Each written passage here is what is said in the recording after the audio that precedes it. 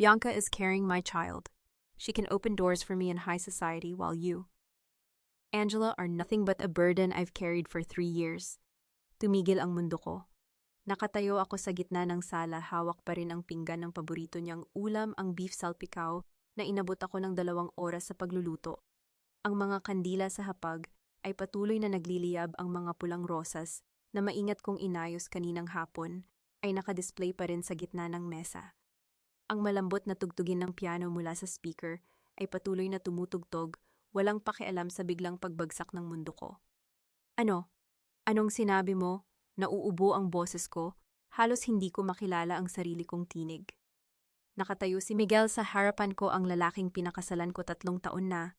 Ang nakararaan, ang lalaking minahal ko ng buong puso, ang lalaking iniligtas ko mula sa pagkabangkarote nang hindi niya alam. At sa tabi niya, nakangiti ng malamig, ay si Bianca Cruz, ang sekretarya niya. Ang babaeng halos hindi ko pinansin tuwing nakikita ko sa opisina. Hindi mo ba narinig? Tumawa si Miguel, ngunit walang init sa mata niya. Sinabi ko buntis si Bianca, at siya ang babaeng makakapagpasok sa akin sa mataas na lipunan. Ikaw, Angela, pabigat ka lang sa loob ng 3 taon. Tila may humampas sa dibdib ko. Nanlamig ang buong katawan ko. Ang pinggan sa kamay ko ay nanginginig, hindi ko alam kung dahil sa takot o sa galit na unti-unting bumabalot sa akin. Ang mga mungkahi ng aking mga daliri ay kumapit ng mahigpit sa gilid ng pinggan, pumuti ang mga buko. 3 taon, bulong ko, hindi ko alam kung sa akin ba o sa kanya ko ito sinasabi. 3 taon kong inalagaan ang bahay na ito. Inalagaan kita. Inalagaan ko ang pangarap natin. Nilingon ko ang paligid. Ang mamahaling crystal na chandelier na binili ko para sa unang anibersaryo namin. Ang mga painting na pinili kong isabit sa dingding. Ang harden sa likod na inalagaan ko araw-araw, ang mga rosas na itinanim ko pa noong unang buwan namin dito. At para saan? Ang boses ko ay pumutok.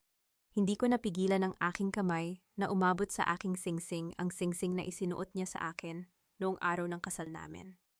Ang singsing na ipinangako niyang hindi tatanggalin sa daliri ko. Pinaikot-ikot ko ito, naramdaman ko ang lamig ng ginto sa aking balat. Para saan ang lahat ng iyon, Miguel? Umulan sa labas. Narinig ko ang mga unang patak ng ulan na humahampas sa bintana ng sala, tila ba ang langit mismo ay umiiyak para sa akin. Hindi ako isang babaeng palamunin. Hindi ako isang taong walang kakayahan. Ako si Angela Reyes, ang nag-iisang tagapagmana ng Aurelia Capital, isa sa pinakamalaking investment fund sa buong Pilipinas. Iniwan ko ang lahat ng iyon para sa kanya. Tinalikuran ko ang aking pangalan, ang aking kayamanan, ang aking kapangyarihan, lahat, para lamang maging asawa niya. Iniligtas ko ang kanyang kumpanya noong malapit na itong malugi. 500 bilyon ang itinago kong halaga na ipinasok sa Santos Development sa pamamagitan ng Aurelia Capital nang hindi niya alam. Pinanood ko siyang lumaki, yumabong, naging isa sa mga pinakamatagumpay na negosyante sa bansa. At lahat ng iyon ginawa ko ng tahimik, nang hindi humihingi ng kahit anong kapalit. At ngayon nakatayo siya sa harapan ko kasama ang babaeng buntis sa kanyang anak at tinatawag akong pabigat. Miguel, sinabi ko, ang boses ko ay pilit na kalmado kahit na ang puso ko ay pira-piraso. 3 taon kitang inalagaan. 3 taon kong inilaan ang sarili ko sa'yo at sa bahay na ito. Hindi ako humingi ng kahit ano. Hindi ako nagreklamo. At ito ang isusukli mo sa akin. Angela, huwag mong gawing drama ang lahat. Nagtaas ng kilay si Miguel, ang kanyang boses ay puno ng inis. Tingnan mo ang sarili mo. Wala kang trabaho. Wala kang pinagkakakitaan. Nabubuhay ka lang sa pera ko. Kung wala ako, saan ka pupunta? Ano ang gagawin mo? Tama na, Miguel. Si Bianca ay humakbang palapit, ang kanyang kamay ay dumampi sa braso ni Miguel. Sa kanyang daliri, isang malaking brilyante ang kumikinang sa ilaw ng kandila. Huwag mo nang patagalin pa. Sabihin mo na sa kanya. Tama, tumango si Miguel. Kinuha niya ang isang sobre mula sa kanyang bulsa at inihagis sa mesa sa gitna ng mga kandila at rosas na inihanda ko para sa aming anibersaryo. Ito na ang lahat, ang divorce papers. Pirmahan mo na. Sa likod ng aking mga mata, may naramdaman akong pag-init, ngunit hindi ko pinayagan ang mga luha na bumagsak. Hindi ko ipapakita sa kanila ang kahinaan. Hindi ko ipapakita sa kanila na nasasaktan ako. At isa pa, patuloy ni Miguel, kumuha siya ng isang tseke mula sa kanyang bulsa at inilapag sa tabi ng sobre. Kunin mo na ito para sa isang babaeng hindi kailanman kumita ng kahit isang piso. Sigurado akong sasapat ito sa ilang buwan mong pamumuhay. Tiningnan ko ang tseke. Ang halaga ay sapat para sa isang taong magastos, ngunit para sa akin ito ay isang kahihiyan, isang limos, isang patunay na sa kanyang mga mata ako ay walang halaga. Hindi ako umimik, hindi ako umiyak, hindi ako kumibo. Kinuha ko ang sobre. Binuksan ko ito ng mahinahon. Ang divorce papers ay nakalimbag ng malinaw ang aming mga pangalan, ang aming kasal, ang aming paghihiwalay. Tiningnan ko ang pirma ni Miguel, ang pirma na minsan kong hinawakan noong kami ay nagmamahalan pa. Kumuha ako ng ballpen mula sa aking bulsa. At sa harap nila nang hindi nanginginig ang aking kamay, nilagdaan ko ang aking pangalan. Inilapag ko ang ballpen. At pagkatapos dahan-dahan hinubad ko ang aking singsing sa kasal. Ang tunog ng ginto na dumampi sa kahoy ng mesa ay tila isang dagundong sa tahimik na silid. Ang singsing na isinuot niya sa akin. 3 taon na ang nakararaan. Ang singsing na sinuot ko araw-araw, ang singsing na pinanood kong kumikinang sa bawat paggalaw ng aking kamay, ay nakahiga na ngayon sa mesa, tila isang bagay na walang halaga. Miguel, yung aking boses ay kalmado, malinaw, hindi nanginginig. Sana ay mapanatili mo ang kayabangan na iyan kapag nalaman mo kung sino talaga ang nagpakain sa iyo. Nagtawanan silang dalawa. Tumawa si Bianca nang may paghamak ang kanyang kamay ay nasa braso ni Miguel. Tumawa si Miguel nang may pagmamataas, tila ako ay isang biro lamang sa kanyang mga mata. Hindi na ako nagpahalata pa. Tumalikod ako, lumakad papunta sa pinto at binuksan ito. Ang malamig na hangin ng gabi ay humampas sa aking muka. Ang ulan ay bumubuhos na malalaking patak na mabilis na bumabad sa aking damit. Ngunit hindi ako nagdalawang isip. Humakbang ako palabas at isinara ko ang pinto sa likod ko. Tumayo ako sa harap ng mansyon na minsan kong tinawag na tahanan. Ang mansyon na binili ko gamit ang aking sariling pera sa pamamagitan ng isang subsidiary ng Aurelia Capital na hindi alam ni Miguel. Ang mansyon na itinuturing niyang kanyang, ngunit sa katotohanan akin ang titulo. Ang ulan ay humahampas sa aking muka, hinahalo ang mga luha na hindi ko na kayang pigilan. Ngunit sa bawat patak ng ulan, sa bawat malamig na haplos ng hangin, ang sakit ay unti-unting napalitan ng isang bagay na mas matindi, isang determinasyon na hindi ko pa naramdaman noon. Kinuha ko ang aking cellphone mula sa aking bulsa.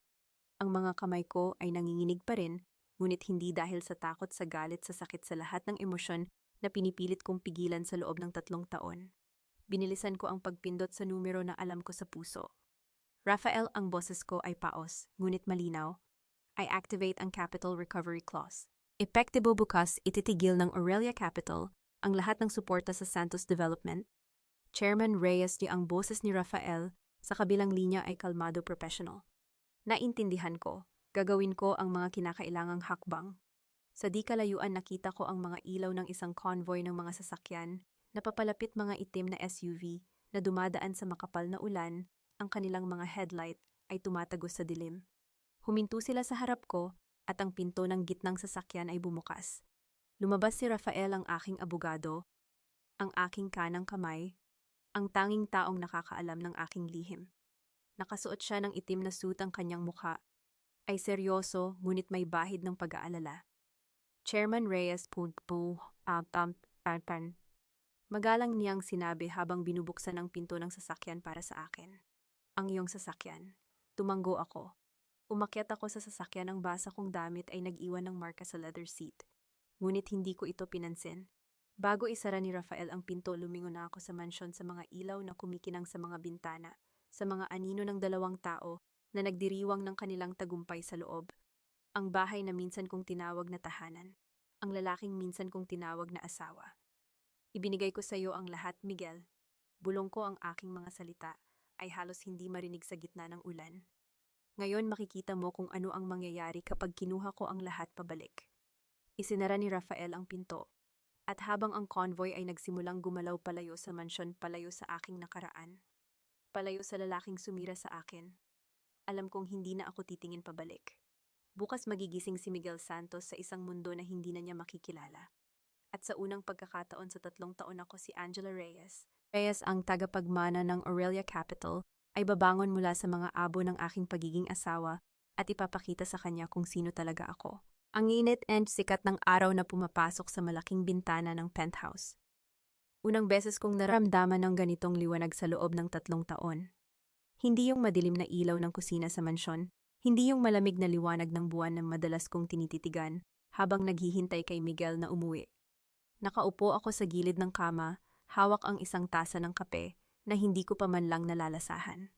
Ang Manila skyline ay nakaunat sa harapan ko, mga gusaling naglalaban sa taas, mga sasakyang nagmamadali sa kalsada, isang lungsod na puno ng buhay, habang ako ay parang natigil sa kahapon.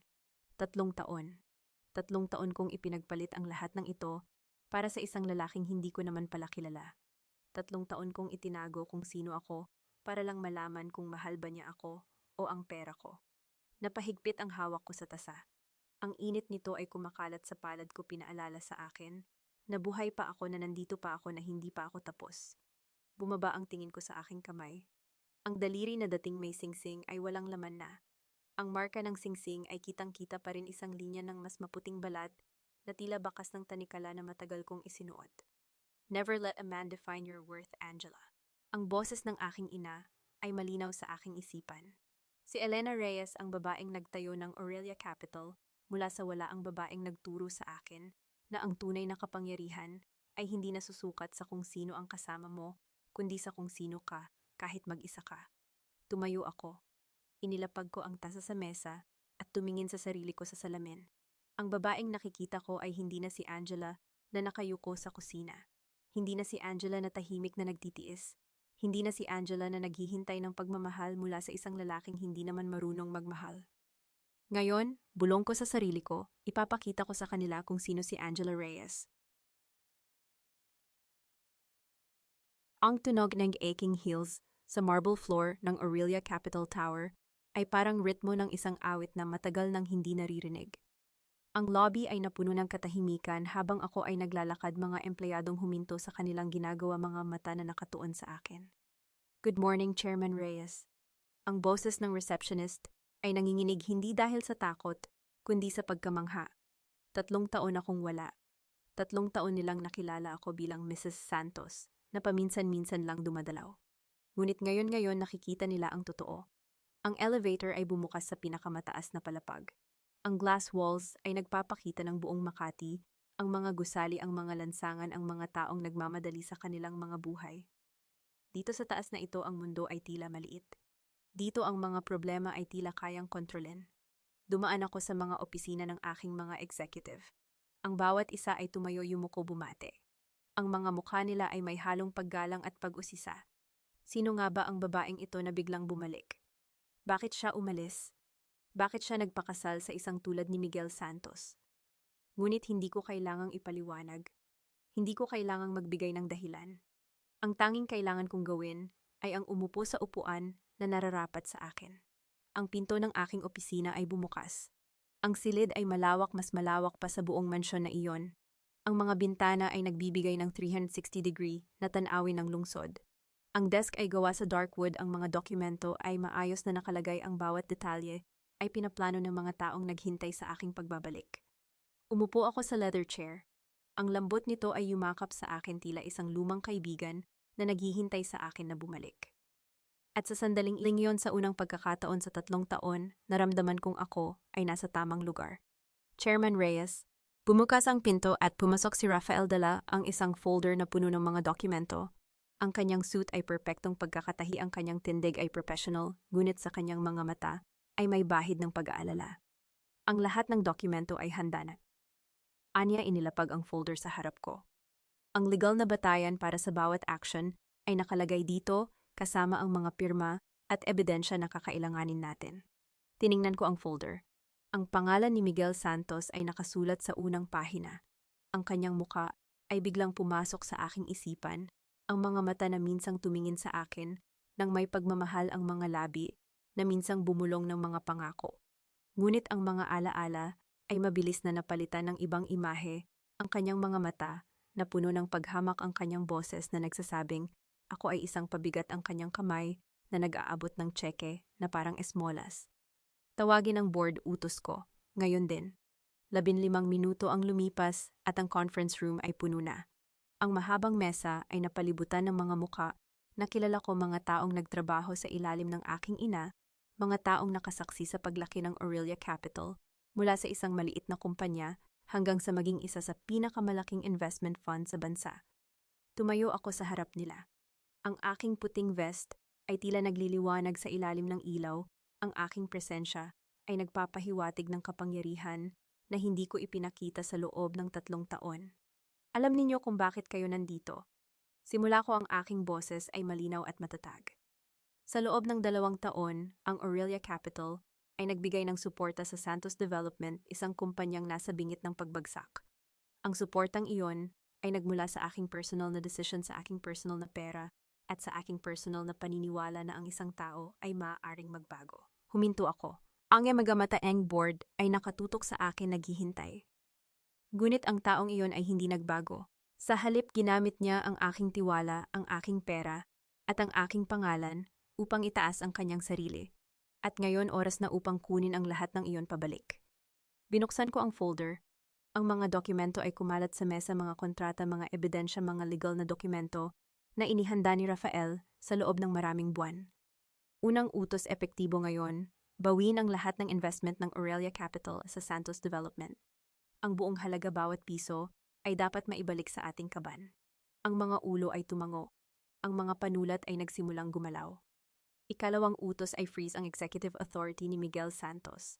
Ayon sa kasunduan na kanyang nilagdaan, 2 taon na ang nakararaan, ang anumang paglabag sa etika o financial fraud ay automatikong nagtatanggal sa kanyang posisyon. Mayroon tayong ebidensya ng kanyang mga maling transaction. Tiningnan ko si Rafael. Tumango siya, kinumpirma ang aking mga salita. Ikatlong utos, bawiin ang mansyon sa Forbes Park. Ang titulo nito ay nasa ilalim ng isang subsidiary ng Aurelia Capital. Hindi niya ito pag-aari. Hindi niya ito kailanman naging pag-aari. Ang silid ay napuno ng katahimikan. Ang mga utos na ito ay hindi lamang mga hakbang sa negosyo, ito ay mga suntok na naglalayong sirain ang isang taong nagtaksil sa akin. May mga katanungan ba? Tanong ko. Walang sumagot. Ang board ay tumango, ang kanilang mga muka ay seryoso. Alam nila na ang desisyon na ito ay hindi lamang tungkol sa pera, ito ay tungkol sa katarungan. Kung gayon, simulan natin. Sa kabilang panig ng lungsod sa mansyon, na hindi niya pag-aari, si Miguel Santos ay nagising na may ngiti sa kanyang mukha. Magandang umaga, mahal ko. Ang boses ni Bianca ay malambing, ang kanyang katawan ay nakadikit pa rin sa kanya. Ano ang plano mo ngayong araw? Bumangon si Miguel, ang kanyang dibdib ay puno ng pagmamalaki. Kailangan kong tawagan ang mga contact ko sa Aurelia Capital. May malaking proyekto tayong ilulunsad, isang development na magpapatatag sa pangalan ng Santos Development sa buong bansa. Napangiti si Bianca, ngunit ang kanyang mga mata ay may kalkulasyon. Talaga, at magkano ang kita natin dito? Bilyon, sagot ni Miguel, ang kanyang boses ay puno ng kayabangan. Sapat na para bilhan ka ng kahit anong gusto mo. Tumayo siya, naglakad papunta sa banyo. Maghanda ka, mamaya magsisimula tayong magplano ng ating engagement party. Dapat itong maging pinakamalaking okasyon sa taon, isang pagdiriwang ng ating bagong simula. Ngunit bago pa man siya makapasok sa banyo, ang kanyang telepono ay nag-vibrate sa bedside table. Tiningnan niya ito, ang tawag ay mula sa bangko. Sandali, sabi niya kay Bianca saka sinagot ang tawag. Oo, sino ito? Ang boses sa kabilang linya ay seryoso, halos nag-aalala. Mr. Santos, ito po ang bangko. May kailangan po kaming pag-usapan tungkol sa inyong mga account. Ngunit bago pa man matapos ang pangungusap, pinatay ni Miguel ang tawag. Ano iyon? Tanong ni Bianca. Wala, sagot ni Miguel, inilapag ang telepono. Maga-scammer lang, malamang gusto lang nilang mangialam sa aking araw. Ngunit sa kanyang dibdib, may kakaibang kaba na gumagapang. Isang pakiramdam na may mali, na may darating na hindi niya kayang harapin. Sa aking opisina, ang aking telepono ay nag-vibrate. Si Rafael. Chairman Reyes, ang kanyang boses ay kalmado. Nagsimula na ang pag-freeze ng mga account ng Santos Development. Ang mga bangko ay nakikipagtulungan. Tumango ako kahit hindi niya ako nakikita. Salamat, Rafael. Inilapag ko ang telepono at tumingin sa aking computer screen. Ang social media ay bukas, isang post mula kay Miguel ang nasa harapan ko. New beginning with the woman who deserves me. Ang larawan ay nagpapakita ng 2 tao, si Miguel at si Bianca. Nakanggiti magkasama, tila sila ang pinakamasayang mag-asawa sa mundo. Ang mga komento ay puno ng pagbati ng suporta ng mga taong hindi alam ang totoo. Ngumiti ako. Hindi isang masayang ngiti, kundi isang ngiti na puno ng determinasyon. Enjoy it while it lasts, Miguel. Binuksan ko ang folder sa harap ko. Ang huling dokumento, ang formal na utos ng pagbawi ng lahat ng ari-arian, lahat ng pondo, lahat ng kapangyarihan. Ang dokumento na magwawasak sa lahat ng itinayo niya sa loob ng 3 taon. Kinuha ko ang ballpen. Ang metal nito ay malamig sa aking mga daliri. Chairman Reyes, ang boses ni Rafael ay nag-aalala. Sigurado ka ba dito? Tiningnan ko siya. Ang kanyang mga mata ay puno ng pag-aalala, ngunit din ng paggalang. Alam niya kung ano ang ginagawa ko. Alam niya kung bakit. Hindi pa ako naging ganito kasigurado sa buong buhay ko. At nilagdaan ko ang dokumento. Isang linggo pagkatapos ng lahat, pagkatapos ng pag-freeze, pagkatapos ng mga utos, pagkatapos ng katahimikan sa boardroom, nakatayo ako sa harap ng salamin sa aking penthouse, nakatingin sa babaeng hindi ko na nakikilala. Hindi ang babaeng nagluluto ng 3 taon sa mansyon na iyon. Hindi ang babaeng nagtitiis ng mga panlalait tuwing may bisita. Hindi ang babaeng naghihintay ng asawang hindi na umuuwi. Ngayon nakasuot ako ng pulang gown na dumadaloy sa aking katawan na para bang ginawa ito para sa akin. Ang mga diamante sa aking leg ay hindi pampaganda sandata sila. Ang bawat kislap ay nagsasabing, alam kong sino ako. Chairman Reyes, ang boses ni Rafael mula sa pinto. Handa na ang lahat, ang kotse ay naghihintay. Tumingin ako sa kanya sa salamin. Rafael, ano ang alam ni Miguel tungkol sa party na ito? Naniniwala siyang ito ang kanyang engagement party, Chairman. Inimbitahan niya ang lahat mga kasosyo, mga shareholder media. Gusto niyang ipakita sa buong bansa ang kanyang bagong simula. Napangiti ako, hindi isang masayang ngiti, isang ngiti na may ngipin. Perpekto. Ang hotel ballroom ay kumikinang sa ilalim ng mga chandelier. Ang mga mesa ay puno ng mga bulaklak na puti at ginto. Ang mga bisita, mga negosyante, mga politiko, mga socialite ay nagkukumpulan sa mga sulok. May hawak na champagne, may mga ngiti na peke.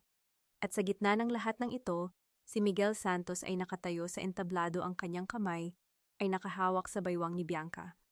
Mahal kong mga kaibigan, ang kanyang boses ay dumadagundong sa buong ballroom.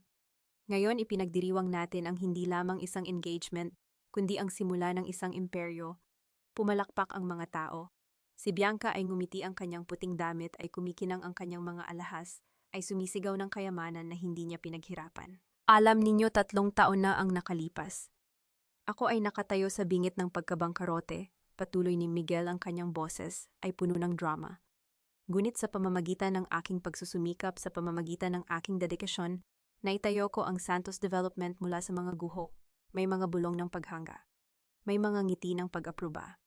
At ngayon, mayroon tayong pinakamalaking proyekto na darating, isang development na susuportahan ng Aurelia Capital mismo. Ang pangalan ng Aurelia Capital ay nagdulot ng bulungan sa mga bisita. Ang mga mata ay nagliwanag, ang mga kamay ay nagpalakpakan. Kasama ko ang babaeng nakatayo sa aking tabi. Patuloy ni Miguel, hinawakan ang kamay ni Bianca. Ang babaeng nagbigay sa akin ng bagong pag-asa. Ang babaeng magiging kabiyak ng aking tagumpay. Napangiti si Bianca, ang kanyang mga mata ay nagniningning. Ngunit sa likod ng ngiting iyon, nakita ko mula sa malayo, mula sa aking posisyon sa likod ng mga kurtina, ang pagkalkula, ang pagsusukat, ang pagtatanong. Magkano ba talaga ang halaga ng lalaking ito? Ngayon mga kaibigan, sabi ni Miguel, itinaas ang kanyang baso. Itaas natin ang ating mga baso para sa isang bagong simula. Ngunit bago pa man niya matapos ang kanyang pangungusap, ang kanyang telepono ay nag-vibrate. At muli, at muli. Tiningnan niya ito, ang kanyang mga mata ay kumunot. Sandali lang, sabi niya sa mga bisita sa kasinilip ang screen. Ang kanyang mukha ay nagbago. Ano iyon? Bulong ni Bianca. Wala sagot ni Miguel, ang kanyang boses ay pilit. Mga scammer lang. Ngunit ang kanyang kamay ay nanginginig habang inilalagay niya ang telepono. Pagkatapos mula sa gilid ng entablado isang lalaki, ang lumapit, ang kanyang personal na assistant. Ang kanyang mukha ay putla. Sir, bulong ng assistant, ang kanyang boses ay halos hindi marinig. Ang bangko, in-freeze nila ang lahat ng account natin. Ngayon na, ngayon mismo. Natigilan si Miguel. Ang kanyang mga mata ay kumurap. Ano, sir, kailangan nating kumilos? Sandali, putol ni Miguel, ang kanyang boses ay pilit na kalmado. May party tayo, pag-usapan natin ito mamaya. Ngunit ang mga bisita ay nagsimulang mapansin. Ang mga bulong ay nagsimula. Isang lalaki mula sa isang malaking development company ang tumayo, tumingin sa kanyang telepono at tumalikod, umalis nang hindi nagsasalita. Mr. Santos, tawag ng isa pang negosyante, ang kanyang boses ay puno ng pag-aalala. Ano itong natatanggap kong tawag tungkol sa pag-freeze ng mga account? Ngumiti si Miguel ngunit ang ngiti ay hindi umabot sa kanyang mga mata. Wala iyon, malamang may mali lang na impormasyon. Mr. Santos, ang boses ng isa pang lalaki, isa sa mga pangunahing kasosyo. Ang aking abogado ay tumawag. May natanggap silang abiso tungkol sa pagbawi ng kontrata. Ano hindi maaari? At ang board of directors, patuloy ng lalaki ang kanyang boses ay lumalakas. May natanggap silang dokumento tungkol sa pagtanggal sa iyo bilang CEO. Ang ballroom ay napuno ng katahimikan. Ang lahat ng mga mata ay nakatuon kay Miguel. Ang kanyang mukha ay namutla, ang kanyang kamay ay nanginginig, ang baso sa kanyang kamay ay halos mahulog. Sandali, sabi niya, ang kanyang boses ay pumutol. Sandali lang, may paliwanag ako. Miguel, yung boses ni Bianca ay matalim, ang kanyang mga mata ay malamig. Ano ang nangyayari? Wala, sinasabi ko sa iyo, wala. Ngunit ang kanyang telepono ay nag-vibrate muli, at muli, at muli. Ang mga tawag ay sunod-sunod, bawat isa ay nagdadala ng masamang balita. Sir, yung assistant ay bumulong muli, ang kanyang boses ay halos umiiyak. Ang proyekto sa Aurelia Capital, kinuha nila ang kanilang suporta. Ang lahat ng kasunduan ay kinansela. Anok, sigaw ni Miguel, hindi na napigilan ang kanyang boses. Paano? Bakit? Sir, hindi ko alam. Tawagan ang Aurelia. Ngayon, sabihin sa kanila na kailangan kong makausap ang kanilang kinatawan. Ang assistant ay mabilis na tumawag. Ang mga segundo ay naging mga minuto. Ang mga bisita ay nagsimulang tumayo, ang kanilang mga mukha ay puno ng pag-aalala at pagkalito. Sir, ang assistant ay bumulong, ang kanyang mukha ay putla. Hindi sumasagot, wala ni isa sa kanila ang sumasagot. Tawagan muli. Sir, sinubukan ko na. Tawagan muli. Ngunit bago pa man matapos ang kanyang pangungusap, ang mga ilaw sa ballroom ay nagdilim. Ang lahat ng mga mata ay napunta sa pintuan. Bumukas ito, at ako ay pumasok. Ang aking pulang gown ay kumikinang sa ilalim ng mga ilaw, ang aking mga hakbang ay tahimik ngunit may kapangyarihan. Sa likod ko si Rafael at ang buong board ng Aurelia Capital, mga lalaki at babae na may mga mukha ng seryosong negosyo, nakasuot ng mga mamahaling suit. Ang kanilang presensya ay nagpapabigat sa hangin. Ang katahimikan ay napuno ng mga bulong. Sino iyon? Hindi ba siya ang asawa ni Miguel? Bakit siya nandito? Ang mga hakbang ko ay huminto sa harap ng entablado. Itinaas ko ang aking ulo, ang aking mga mata ay nakatuon kay Miguel, ang lalaking nakatayo doon, putla, nanginginig, ang kanyang bibig ay nakabukas, ngunit walang lumalabas na salita. At pagkatapos, mula sa likod ko, ang lahat ng empleyado ng Aurelia Capital, mga lalaki at babae na nakauniforme na may mga badge ng kumpanya, ay tumayo ng sabay-sabay. Magandang gabi, Chairman Reyes. Ang boses nila ay dumadagundong sa buong ballroom. Ang mga salita ay tumama kay Miguel na parang kulog. Ang kanyang mukha ay namutla. Ang kanyang mga tuhod ay nanghina. Ang baso sa kanyang kamay ay nahulog, ang alak ay tumalsik, ang kristal ay nabasag sa sahig. At si Bianca nakatayo. Sa tabi niya, ang kanyang mga mata ay nakabukas ng malapad, ang kanyang bibig ay nakabukas, ang lyre sa kanyang kamay ay nahulog, ang red wine ay kumalat sa kanyang puting damit, ngunit hindi niya ito napansin. Ano? Ang boses ni Miguel ay halos hindi marinig. Ano ito? Umakyat ako sa entablado. Ang aking mga hakbang ay tahimik, ang aking muka ay kalmado. Tumayo ako sa harap niya, ang aking mga mata ay nakatuon sa kanya, ang lalaking minsan kong minahal, ang lalaking nagtaksil sa akin. Ang lalaking ngayon ay nakatayo sa harap ko, sira takot wala. Magandang gabi, Miguel. Ang aking boses ay malamig, malinaw, dinala ng mikropono sa buong ballroom. At magandang gabi sa lahat ng mga bisita. Mayroon akong ilang mga anunsyo. Ang katahimikan ay napuno ng tension. Ang mga mata ay nakatuon sa akin, ang mga hininga ay pinipigilan. Una, sabi ko, ang aking boses ay kalmado. Nais kong linawin ang isang bagay. Ang Santos Development, ang kumpanyang itinayo ni Miguel Santos, ay hindi niya itinayo.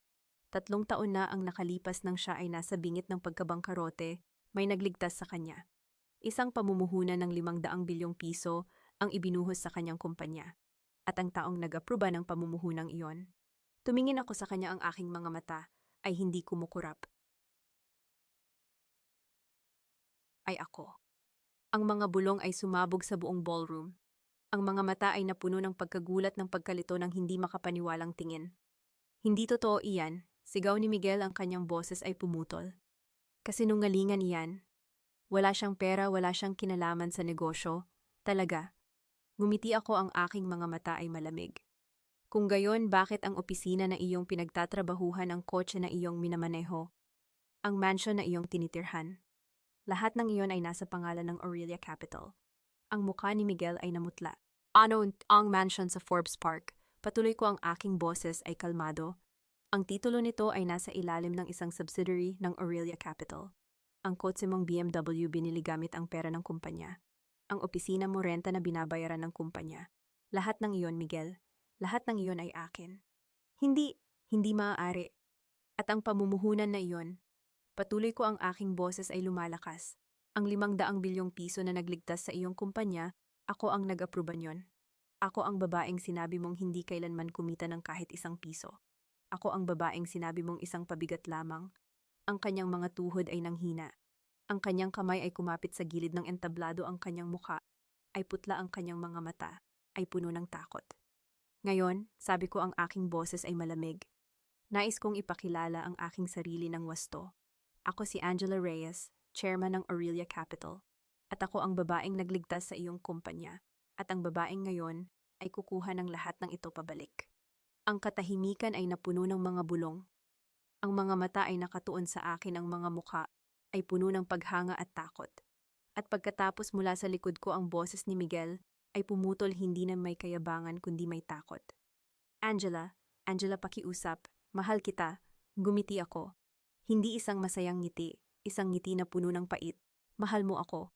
Ngayon mo lang nalaman na mayaman ako at bigla mo akong minahal. Hindi mahal na kita noon. Tigilan, putol ko, ang aking boses ay matalim. Huwag mo akong lokohin. Hindi ka nagsisisi sa pagtataksil sa akin. Nagsisisi ka lang dahil ang babaeng tinraidor mo ay may kapangyarihang kunin ang lahat mula sa iyo. Ang kanyang mga tuhod ay lumuhod. Sa harap ng lahat, sa harap ng mga bisita, sa harap ng media, sa harap ng buong mundo, si Miguel Santos ay lumuhod. Angela, pakiusap, patawarin mo ako. Kasalanan ni Bianca ang lahat. Siya ang nagtulak sa akin, siya ang nag-akit sa akin. At sa sandaling iyon, si Bianca na nakatayo sa tabi niya. Ang kanyang puting damit ay may mansa ng red wine, ay napalingon sa kanya, ang kanyang mga mata ay puno ng galit. Ano, sigaw niya? Ako ang nag-akit sa iyo. Ikaw ang nagsabi sa akin na iiwan mo ang iyong asawa dahil wala siyang kwenta. Ikaw ang nagsabi na ako ang karapat-dapat sa iyo. Tumahimik ka, sigaw ni Miguel. Huwag mo akong utusan. Sinabi mo na mayaman ka. Sinabi mo na ikaw ang may-ari ng lahat. At ngayon nalaman ko na wala ka palang pera, na ang lahat ng iyon ay sa kanya. Ang kanilang mga sigaw ay nag-away sa harap ng lahat. Ang mga bisita ay nanonood, ang kanilang mga mata ay puno ng pagkabigla, ang kanilang mga bibig ay nakabukas. Tama na po, ang aking boses ay kalmado ngunit may kapangyarihan. Mayroon pa akong isang anunsyo. Tumingin sila sa akin, ang kanilang mga mukha ay puno ng takot. May ebidensya ako, sabi ko, ang aking boses ay malamig. Na kayong dalawa, sina Miguel Santos at Bianca Cruz, ay nagtulungan upang lumabag sa batas. Ang mga pondo ng kumpanya ay inilipat sa mga personal na account. Ang mga kontrata ay minamanipula. Ang mga dokumento ay pineke. Ang mukha ni Bianca ay namutla. Wala kang ebidensya. Inilabas ko na ang lahat sa mga autoridad, putol ko. Ang investigasyon ay nagsimula na. At sa sandaling ito, ang inyong mga personal na account ay in-freeze na rin. Ang katahimikan ay napuno ng takot. At tungkol sa mansyon, patuloy ko, ang aking boses ay kalmado. Kailangan ninyong umalis ngayong gabi. Ang mga gamit na binili gamit ang pera ng kumpanya, mga alahas, mga sasakyan, mga kasangkapan, lahat ng iyon ay kukunin. Hindi mo maaaring gawin ito. Sigaw ni Miguel, ang kanyang boses ay pumutol. Hindi mo ako maaaring palayasin sa sarili kong bahay. Hindi mo bahay iyon, sagot ko, ang aking boses ay malamig. Hindi kailanman naging iyo. Tulad ng lahat ng bagay na iyong inangkin, hindi kailanman naging iyo. Ang kanyang mga mata ay napuno ng luha. Ang kanyang mga kamay ay nanginginig. Ngunit hindi ako naawa. Ang party na ito, sabi ko, ang aking boses ay lumakas na nagsalita sa buong ballroom. Ang pagdiriwang na ito ng isang bagong simula, ito ang iyong wakas, Miguel. Ang wakas ng lahat ng iyong kasinungalingan. Ang mga bisita ay nagsimulang tumayo, ang kanilang mga muka ay puno ng paghamak. Ang mga bulong ay napuno ng mga salita ng pagkondena. Ang mga tao ay lumabas isa-isa, ang kanilang mga mata ay nakatuon kay Miguel, ang lalaking nakatayo sa gitna ng entablado, sira takot wala. Angela, pakiusap, huwag mo akong tawagin. Sabi ko ang aking boses ay malamig. Hindi mo na ako kilala. Hindi mo kailanman nakilala. Tumalikod ako, ang aking pulang gown ay kumikinang sa ilalim ng mga ilaw. Ang aking mga hakbang ay tahimik, ang aking likod ay tuwid. Chairman Reyes, ang boses ni Rafael, ay bumulong sa tabi ko. Handa na ang kotse. Tumango ako. Umalis na tayo. Ngunit bago ako makaalis, narinig ko ang boses ni Bianca, matalim, malamig, puno ng paghamak. Miguel, sabi niya, ang kanyang boses ay tahimik ngunit malinaw.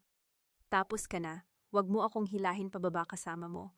At tumalikod siya, ang kanyang puting damit ay may mantsa ng red wine, ang kanyang mga hakbang ay mabilis, ang kanyang likod ay tuwid. Iniwan niya si Miguel nag-iisa sa gitna ng entablado, sa gitna ng mga sirang baso at mga sirang pangarap. At sa kanyang kamay, may maliit na bagay na kanyang pinulot mula sa sahig, isang piraso ng sirang kristal. Ang gilid ay matalim, ang kanyang palad ay napuputol. Ngunit hindi niya ito naramdaman. Nakatingin lamang siya sa akin, sa babaeng naglalakad palayo, sa babaeng minsan niyang minahal, sa babaeng ngayon ay may hawak ng lahat ng kapangyarihan. At sa unang pagkakataon sa kanyang buhay, naramdaman ni Miguel Santos ang tunay na kahulugan ng pagkawala. Ang tanging naririnig ko na lang ay ang ugong ng makina ng kotse habang papalayo kami sa mansyon. Sa likod ko may isang lalaking nawalan ng lahat, ngunit hindi ko siya nilingon. Chairman Reyes, sabi ni Rafael, ang kanyang boses ay mahinahon. Naipadala ko na ang lahat ng dokumento sa mga autoridad. Ang investigasyon ay magsisimula bukas ng umaga. Tumango ako. Good, let the law do its work. Ngunit sa loob ko may kirot na hindi ko maipaliwanag. Hindi para kay Miguel, kundi para sa babaeng 3 taong naghintay, nagtiwala, at nagmahal ng isang lalaking hindi naman karapat-dapat. Kinabukasan ang balita ay kumalat na parang apoy. Channel 7 News, Santos Development CEO Miguel Santos at Dating Secretary Bianca Cruz nahaharap sa malawakang investigasyon sa financial fraud at embezzlement. Nakita ko ang mukha ni Miguel sa TV, gulo ang buhok, na mumugto, ang mga mata nakaposas. Sa tabi niya si Bianca na ang puting damit kahapon ay napalitan ng kulay abong damit ng mga bilanggo. Wala akong kasalanan, sigaw ni Miguel sa mga camera. Si Bianca ang nagplano ng lahat, siya ang nagtulak sa akin. Ngunit hindi siya pinakinggan ng mga tao. Ang mga komento ay puno ng paghamak. Ganyan ang mga mapagmataas, nahuhulog ng malalim. Ang kanyang asawa ang nagligtas sa kanya at ito ang ginanti niya. Tama lang sa kanya. Pinatay ko ang TV. Hindi ko kailangan marinig ang kanyang mga dahilan. Nang gabing iyon, tinawagan ako ni Rafael. Chairman Reyes, may nahanap kaming ebidensya na maaaring interesado ka. Ano iyon? Ang resulta ng pregnancy test ni Bianca Cruz, galing sa ospital ng San Juan de Dios. At King Peke. Hindi siya kailanman buntis. Ang dokumento ay binago, ang pangalan ng pasyente ay pinalitan, ang mga petsa ay inilipat. Ang totoong pangalan sa test ay isang babae na nagngangalang Maria Santos na hindi naman konektado kay Bianca.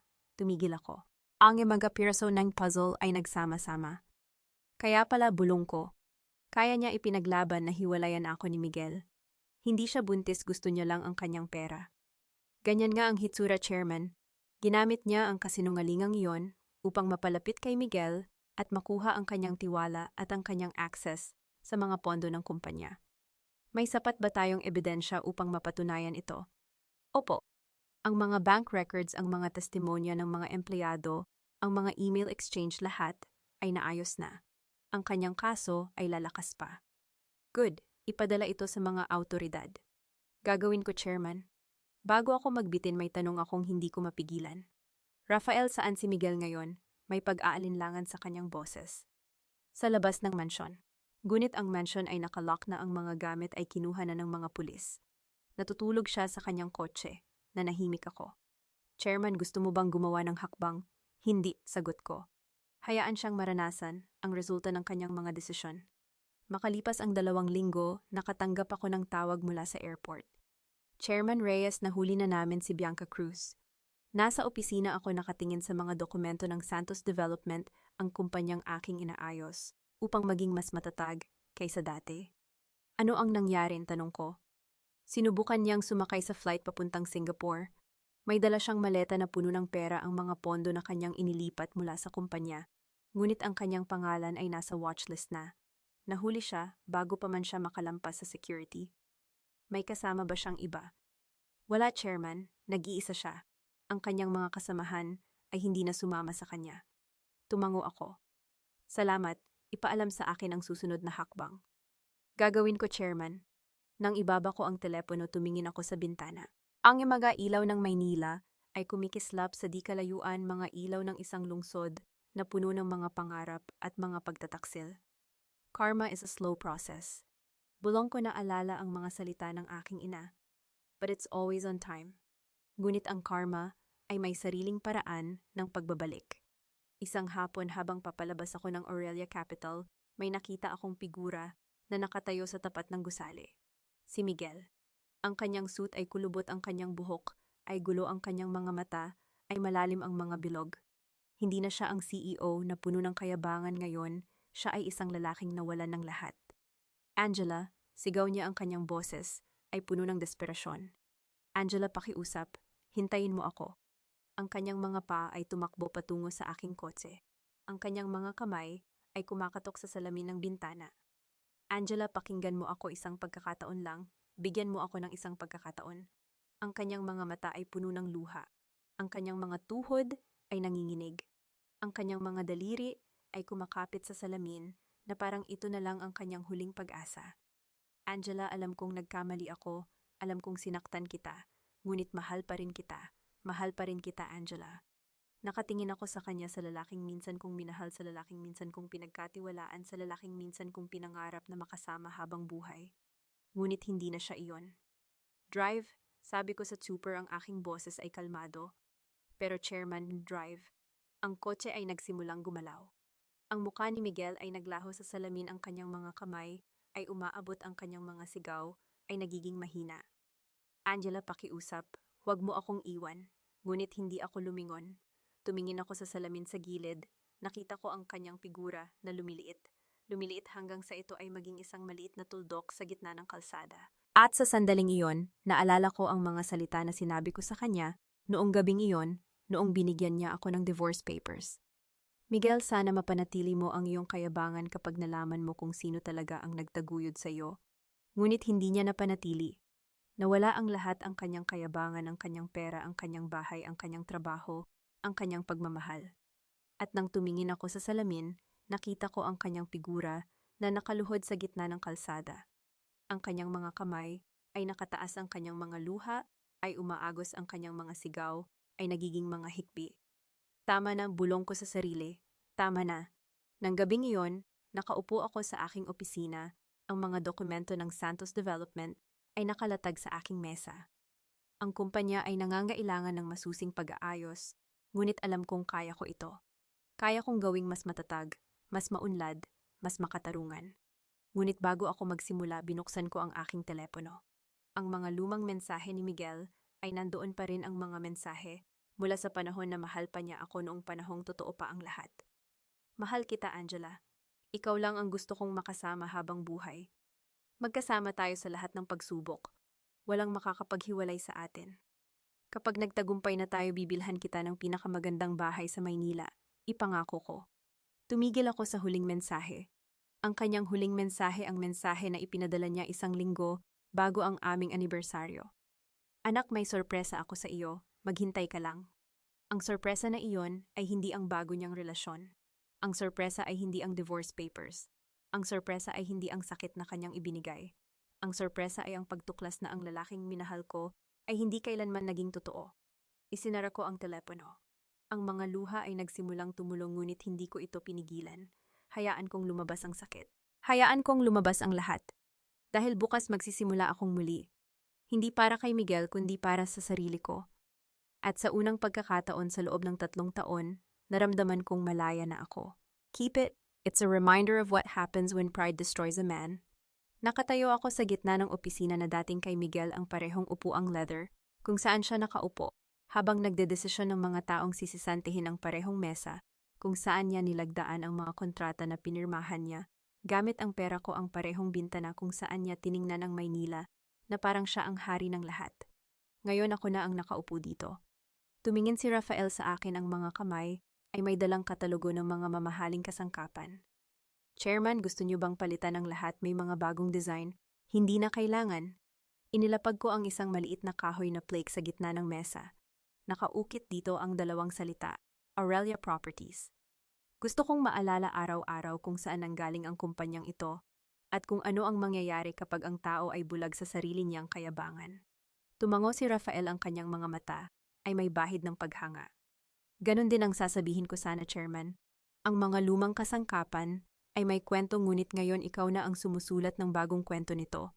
Umupo ako sa upuan, hinawakan ng armrest. Ang balat ay malamig, pamilyar, ngunit hindi na ito ang upuan ng isang hari. Ito na ang upuan ng isang taong nagtayo, hindi sumira.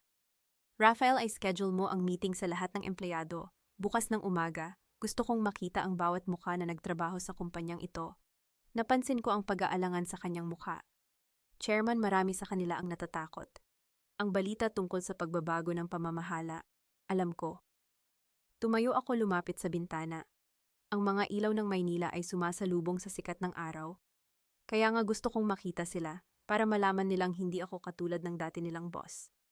Kinabukasan, nakatayo ako sa harap ng higit sa 200 empleyado ng Dating Santos Development. Ang imagamukha nila ay puno ng takot, ang mga mata ay umiiwas, ang mga kamay ay nanginginig. Marami sa kanila ang nagtrabaho dito ng higit sa 10 taon at ngayon hindi nila alam kung may trabaho pa ba sila bukas. Magandang umaga sa inyong lahat. Simula ko, ang aking boses ay malinaw at kalmado. Alam kong marami sa inyo ang nag-aalala. Alam kong marami sa inyo ang natatakot sa kung ano ang mangyayari sa inyong mga trabaho, sa inyong mga pamilya. May narinig akong mahinang hikpi mula sa isang sulok. Ngunit nais kong malaman ninyo, walang sino man sa inyo ang tatanggalin. Ang mga empleyadong naging tapat sa kumpanyang ito, kayo ang dahilan kung bakit ito nakaligtas. At kayo ang magiging pundasyon ng bagong simula nito. Ang mga muka ay nagsimulang magbago. Ang takot ay napalitan ng pag-asa. Ang pag-aalala ay napalitan ng kaluwagan. Ngunit may isang tao na hindi nakatingin sa akin. Isang matandang lalaki sa likod, nakayuko, ang mga kamay ay mahigpit na magkadikit. Ang kanyang uniformeng pang-security ay luma na, ang kanyang mga sapatos ay kupas na. Lumapit ako sa kanya. Manny, tumingala siya, ang mga mata ay namumula. Mrs. Santos, Chairman Reyes, hindi ko alam kung naaalala mo pa ako. Siyempre naaalala kita. Gumiti ako at sa unang pagkakataon sa mga araw na iyon, naramdaman kong may init sa aking dibdib. Ikaw ang security guard sa lobby. Tuwing night shift, dinadalhan kita ng kape. Sabi mo masarap daw ang timpla ko. Ang kanyang mga mata ay napuno ng luha. Opo, Chairman. Tuwing gabi dinadalhan mo ako ng kape. Kahit napagod ka na, kahit na ginabi ka na sa pag-aalaga kay Mr. Santos. Miguel, pagtatama ko mahina ngunit matatag. Hindi na siya Mr. Santos dito. Tumango si Manny, ang mga luha ay nagsimulang tumulo. Chairman, ang anak ko si Maria, pumasa siya sa nursing boards. Nagtatrabaho na siya ngayon sa Manila General. Napahinto ako, naalala ko ang gabing iyon, 3 taon na ang nakalipas nang umiyak si Manny sa lobby, hawak ang sulat ng anak na hindi pumasa sa unang pagtatangka. Naalala ko ang pag-upo ko sa tabi niya, ang pag-alo ko sa kanya, ang pagsasabing, subukan niya ulit, maniniwala tayo sa kanya. Congratulations, Manny. Hinawakan ko ang kanyang balikat. Sabi ko sa iyo, magtatagumpay ang anak mo. Umiiyak na siya ngayon, hindi na napigilan. Chairman, nang malaman ko na ikaw na ang bagong may-ari ng kumpanya, nagsabi ako sa asawa ko. Tandaan mo ang babaeng iyon, ang babaeng dinadalhan ako ng kape tuwing gabi, siya ang magliligtas sa atin. Ang kanyang mga salita ay tumama sa akin ng malalim. Hindi dahil sa papuri, kundi dahil sa alaala. Sa loob ng 3 taon, ako ang tanging taong nakakita sa mga manggagawang tulad ni Manny. Ako ang tanging taong nag-abala na alamin ang pangalan ng security guard, ang pangalan ng janitress, ang pangalan ng bawat taong nagtrabaho sa likod ng mga eksena. At ngayon, habang nakatayo ako sa harap nila, napagtanto ko na hindi ko kailangan ang paghihigante. Hindi ko kailangan ang pagbagsak ni Miguel. Ang kailangan ko ay ito, ang makita ang mga taong ito na ligtas, ang malaman na ang kanilang mga pamilya ay may kinabukasan. Rafael, sabi ko lumingon sa aking abogado. Gusto kong maglabas ng memo. Lahat ng empleyado na nanatili sa kumpanya sa loob ng 3 taon, tataasan ang kanilang sweldo ng 20%. Ang bulungan ay nagsimula sa mga empleyado. Ang mga mata ay nagliwanag, ang mga ngiti ay sumilay. At para sa mga nagtrabaho dito ng higit sa 5 taon, tiningnan ko si Manny. Magkakaroon sila ng karagdagang benepisyo para sa kanilang mga pamilya. Health insurance, educational assistance para sa kanilang mga anak. Chairman Reyes, sigaw ng isang babae sa harap. Totoo po ba ito? Totoo, sagot ko, ang aking boses ay matatag. Dahil ang kumpanyang ito ay hindi ko itinatayo para sa sarili ko. Itinatayo ko ito para sa inyong lahat, para sa mga taong nagtrabaho ng tapat, para sa mga taong naging tapat, sa kabila ng lahat. Nang matapos ang meeting, lumapit sa akin ang isang babaeng empleyado, si Linda ang accountant na madalas kong makita noon, na umiiyak sa banyo tuwing napapagalitan ni Miguel. Chairman, mahina ang kanyang boses. Naaalala mo pa ba ako? Linda, syempre, ngumiti ako. Ikaw ang accountant na laging huling umaalis ng opisina. Nagtatrabaho ka ng sobrang oras kahit hindi ka binabayaran ng overtime. Ang kanyang mga mata ay napuno ng luha. Noong araw na inilabas ni Mr. Santos si Miguel ang divorce papers sa iyo, narinig ko ang lahat. Nasa kabilang kwarto ako nag-aayos ng mga resibo. Narinig ko ang mga sinabi niya sa iyo. Tumahimik ako. Ang alaala ng gabing iyon ay bumalik ang malamig na boses ni Miguel, ang mapang-uyam na ngiti ni Bianca, ang tawa nila, habang pinapanood akong umalis. Nais kong malaman mo, Chairman, patuloy ni Linda, ang kanyang boses ay nanginginig, na hindi kami naniniwala sa mga sinabi niya. Alam naming hindi ka ganoon. Alam naming mas mabuti ka sa kanya, hindi lang bilang asawa, kundi bilang tao.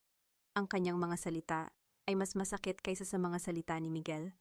Hindi dahil sa sakit, kundi dahil sa kabutihan. Sa loob ng 3 taon, akala ko walang nakakita sa akin. Akala ko ako ay invisible, isang anino sa likod ng isang makapangyarihang lalaki. Ngunit nakita nila ako. Nakita nila ang totoong ako. Salamat, Linda. Sabi ko, ang aking boses ay bahagyang pumutok. Salamat sa pag-alala. 6 na buwan ang lumipas. Ang Aurelia Properties ay hindi na lamang isang pangalan sa isang plaque, ito na ay isang tatak na kinikilala sa buong Pilipinas. Ang mega dating empleyado ng Santos Development ay naging mga empleyado ng Aurelia Properties, at sa ilalim ng bagong pamamahala ang kumpanya ay umunlad ng higit pa sa inaasahan. Nakaupo ako sa aking opisina, ang parehong opisina na dating kay Miguel, ngunit ngayon ang mga dingding ay puno ng mga bagong parangal. Most Promising Real Estate Company of the Year, Top Employer Award, Best Workplace Culture. Si Rafael ay nakaupo sa harap ko, hawak ang isang magazine. Chairman, nasa front cover ka na naman. Kinuha ko ang magazine, nakita ko ang aking sarili, nakasuot ng puting blazer, nakatayo sa harap ng Aurelia Properties building. Ang headline ay nakasulat sa malalaking titik, ang nagtagong tagapagmana, paano ginawa ng isang babae ang pagkakanulo bilang isang imperyo. Hindi ko gusto ang headline, sabi ko, inilapag ang magazine. Parang tungkol pa rin ito kay Miguel. Hindi, Chairman, umiling si Rafael. Tungkol ito sa iyo. Tungkol sa kung paano mo ginawa ang imposible, ang gawing mas matatag ang isang kumpanya na dating nasa bingit ng pagbagsak. Tumingin ako sa bintana. Ang mga ilaw ng Maynila ay kumikislap, ngunit ngayon hindi ko na ito nakikita bilang mga ilaw ng isang lungsod na puno ng pagtataksil. Nakikita ko na ito bilang mga ilaw ng isang lungsod na puno ng posibilidad. Rafael, sabi ko, gusto kong mag-anniversary party tayo. Hindi para sa akin, kundi para sa mga empleyado. 1 taon na mula nang magsimula tayong muli. Karapat-dapat silang magdiwang. Ngumiti si Rafael. Gagawin ko ang lahat ng mga kaayusan, Chairman. At Rafael, tumingin ako sa kanya, salamat. Salamat sa lahat. Kung wala ka, hindi ko alam kung kaya ko ito. Ang kanyang mga mata ay may kakaibang liwanag, isang bagay na hindi ko kayang pangalanan. Chairman, hindi mo kailangang magpasalamat sa akin. Ang tagumpay mo ay tagumpay ko rin. Lagi na akong nandito para sa iyo, hindi bilang abogado, kundi bilang kaibigan.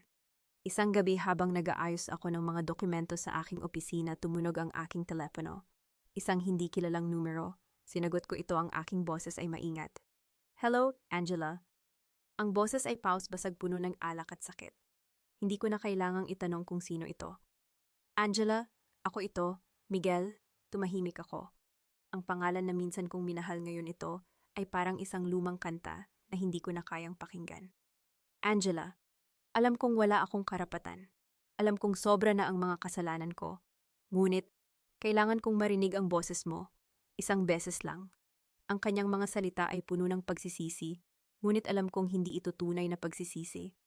Ito ay pagsisisi ng isang taong nawalan ng lahat, hindi ng isang taong nakakita ng kanyang mga pagkakamali.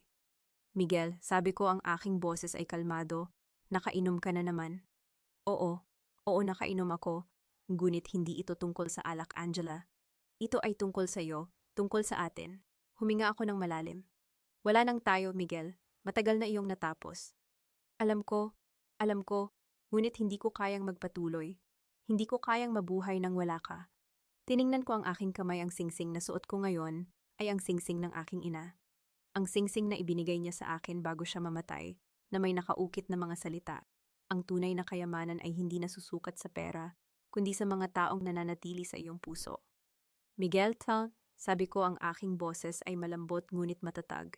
Natutunan kong mabuhay nang wala ka. Natutunan kong maging masaya nang wala ka. At natutunan kong mahalin ang sarili ko nang higit pa sa pagmamahal na ibinigay ko sa iyo. Angela, pakiusap.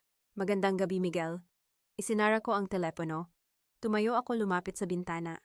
Ang imag-ilaw ng Maynila ay kumikislap sa di kalayuan, ngunit sa gabing ito, hindi ko na nakikita ang sakit.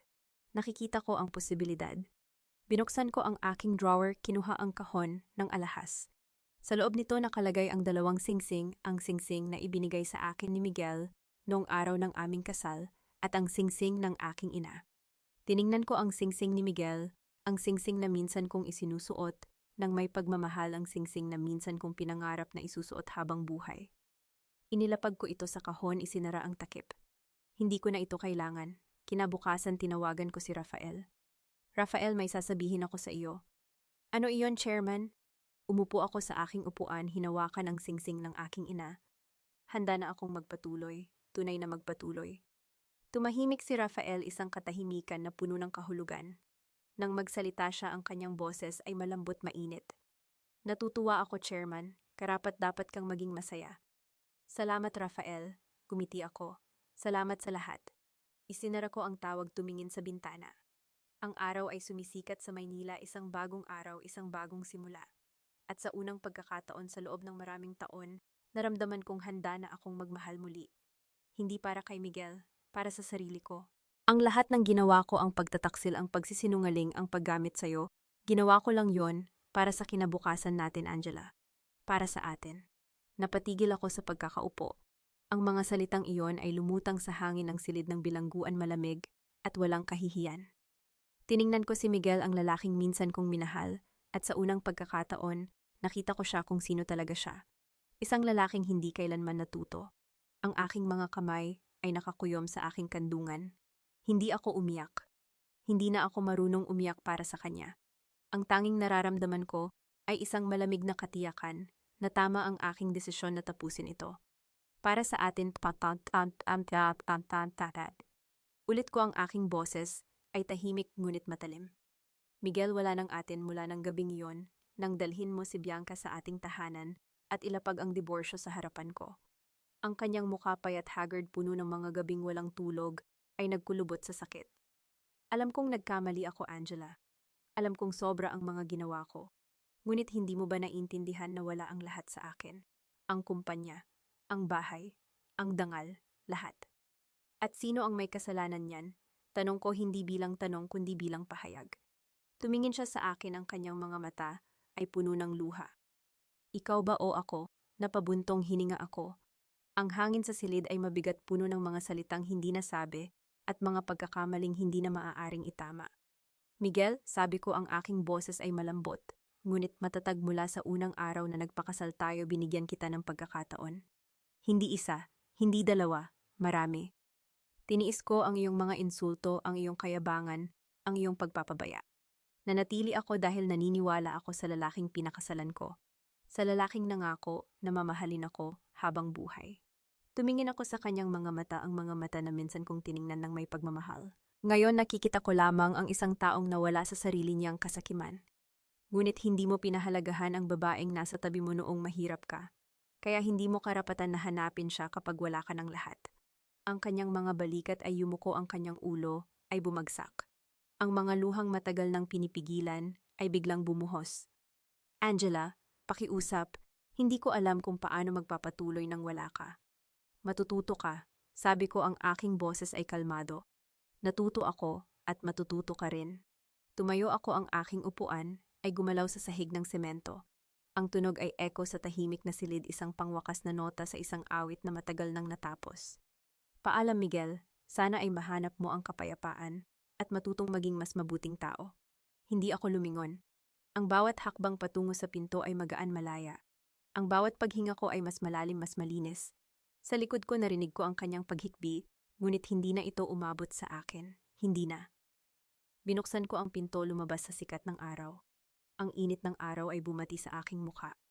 Itinaas ko ang aking mukha, pinikit ang mga mata at ngumiti. Isang tunay na ngiti, ang unang tunay na ngiti sa loob ng mahabang panahon. Chairman, tumingin ako sa gilid. Si Rafael nakatayo sa tabi ng kotse, ang kanyang mukha ay puno ng pag-aalala. Okay ka lang ba? Tumango ako, lumapit sa kanya. Malaya na ako, Rafael, tunay na malaya. Tumingin ako sa langit, ang bughaw na langit ng Maynila, walang ulap, puno ng pangako. Mom, bulong ko, sa wakas nakakalaya na ako. Sumakay kami sa kotse. Ang biyahe pa uwi ay tahimik ngunit hindi awkward. May kapayapaan sa hangin, isang kapayapaang matagal ko nang hindi naramdaman. Rafael, sabi ko, gusto kong kumain sa labas ngayong gabi. Tumingin siya sa akin, nagulat. Chairman, hindi tungkol sa trabaho, dagdag kong ngumiti. Gusto ko lang, kumain kasama ang isang kaibigan. Ang kanyang mukha ay nagliwanag, isang maliit, halos hindi napapansing ngiti. Saan mo gusto, Chairman? Tiningnan ko siya. Hindi Chairman, ngayong gabi, Angela. Tumahimik siya. Nang magsalita siya, ang kanyang boses ay mas malambot, mas personal. Sige, Angela. Ang restaurant ay maliit, tahimik, puno ng mainit na ilaw. Hindi ang mga mamahaling lugar na madalas kong puntahan para sa mga business meeting. Isang lugar kung saan ang mga tao ay pumupunta para mag-usap, hindi para mag-negotiate. Umupo kami sa tabi ng bintana. Ang mga ilaw ng Maynila ay kumikislap sa di kalayuan, ngunit sa gabing ito, hindi ko sila nakikita bilang mga ilaw ng isang lungsod na puno ng pagtataksil. Nakikita ko sila bilang mga ilaw ng isang lungsod na puno ng posibilidad. Alam mo, sabi ni Rafael, sa loob ng 3 taon na nagtatrabaho ako para sa iyo, hindi ko pa alam kung ano ang paborito mong pagkain. Natawa ako, isang tunay na tawa, hindi ang formal na tawa ng isang chairman. Paborito kong pagkain, sino ang nagtatanong niyan? Ang isang kaibigan, sabi niya, ngumiti. Hindi ang abogado, ang kaibigan. Tiningnan ko siya. Sa liwanag ng restaurant nakita ko ang mga detalye na hindi ko napansin noon, ang mga linya sa kanyang noo, ang init sa kanyang mga mata, ang paraan ng paghawak niya sa kanyang baso, bahagyang kinakabahan. Adobo't, sabi ko. Ang adobo ng aking ina, wala nang ibang makakatalo. Tumango siya, isang klasiko. Ang aking ina naman, ang kanyang sinigang ay hindi matatalo. Talaga magluluto ka ba para sa akin balang araw? Tumigil siya. Ang kanyang mga mata ay nagbago, may bagong liwanag, isang bagay na hindi ko kayang pangalanan. Kung gusto mo, oo, balang araw. Why? Ang aming pag-usap ay dumaloy ng natural mula sa pagkain sa mga pangarap, sa mga bagay na hindi namin kailanman napag-usapan sa loob ng mga taon ng pagtatrabaho ng magkasama. Natuklasan ko na mahilig siya sa jazz, na natututo siyang maglaro ng piano, na nangangarap siyang maglakbay sa Japan. At natuklasan niya na mahilig akong magbasa ng mga lumang nobela, na natututo akong magpinta, na nangangarap akong makakita ng Northern Lights. Sa bawat pagtawa, sa bawat kwento, may isang bagay na nagbabago sa pagitan namin. Ang distansya na dating professional ay unti-unting nawawala. Habang naghihintay kami ng dessert, tumigil si Rafael. Ang kanyang kamay ay nakapatong sa mesa malapit sa akin. Angela, sabi niya, ang kanyang boses ay tahimik. Maaari ba kitang tawaging ganyan sa labas ng trabaho? Ngumiti ako. Gusto ko iyon. Ang kanyang kamay ay gumalaw dahan-dahan, maingat at huminto sa ibabaw ng aking kamay. Ang kanyang mga daliri ay mainit, malambot, ngunit may bahagyang panginginig.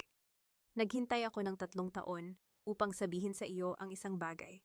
Sabi niya, ang kanyang mga mata ay nakatingin sa akin, ngunit marahil hindi pa ito ang tamang oras. Ang aking puso ay tumibok ng mabilis, isang tibok na matagal ko nang hindi naramdaman.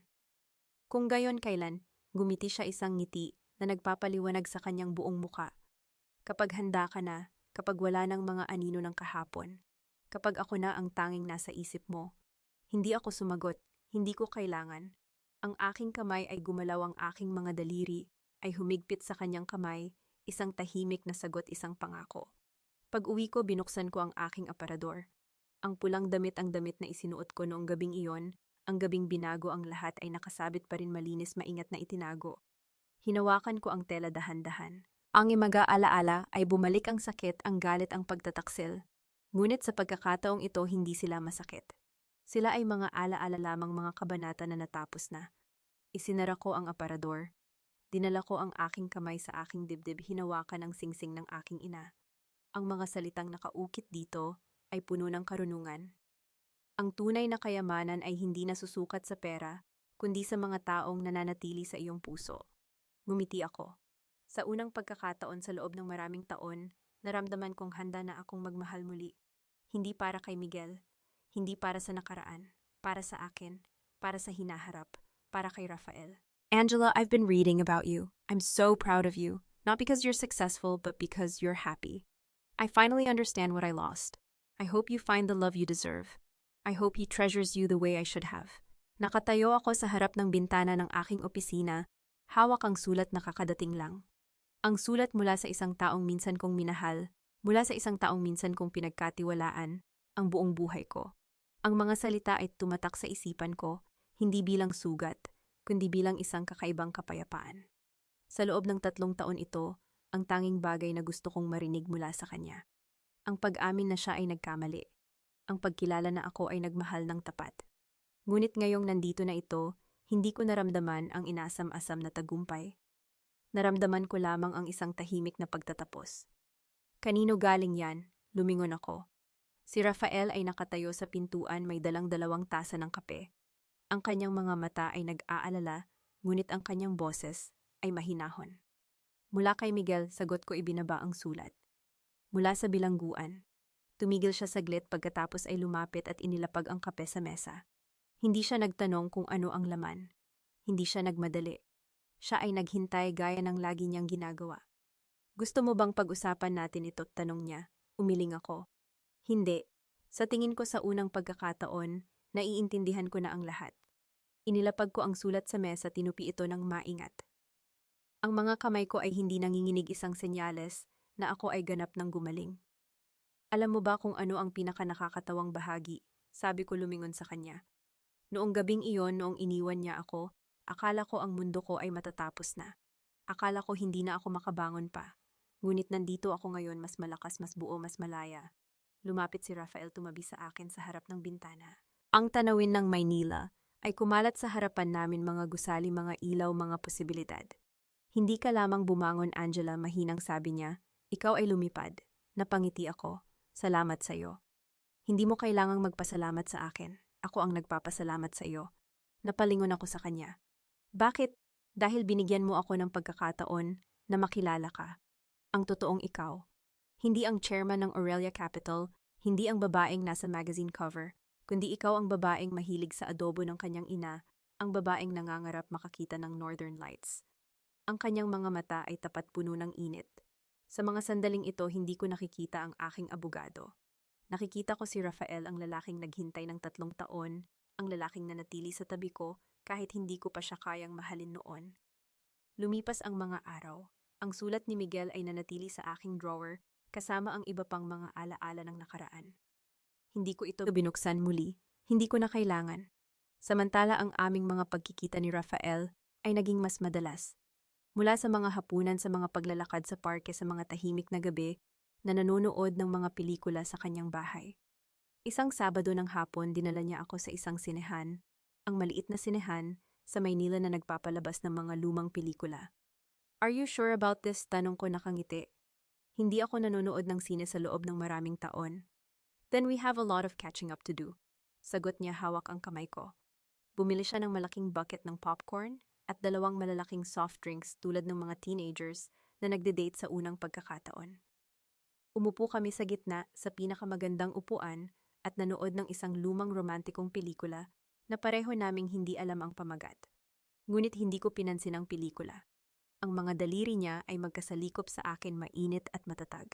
Sa bawat eksena, sa bawat tawa ng mga tao sa paligid namin, naramdaman ko ang isang bagay na matagal ko nang hindi naramdaman. Ang aking puso ay tumibok ng mabilis, hindi dahil sa takot, hindi dahil sa sakit, kundi dahil sa isang bagay na mas magaan, mas malaya. Paglabas namin ng sinehan, hawak pa rin niya ang kamay ko. Ang mga ilaw ng gabi ay sumalubong sa amin, ang simoy ng hangin ay malamig. I haven't done this in years, sabi ko nakangiti.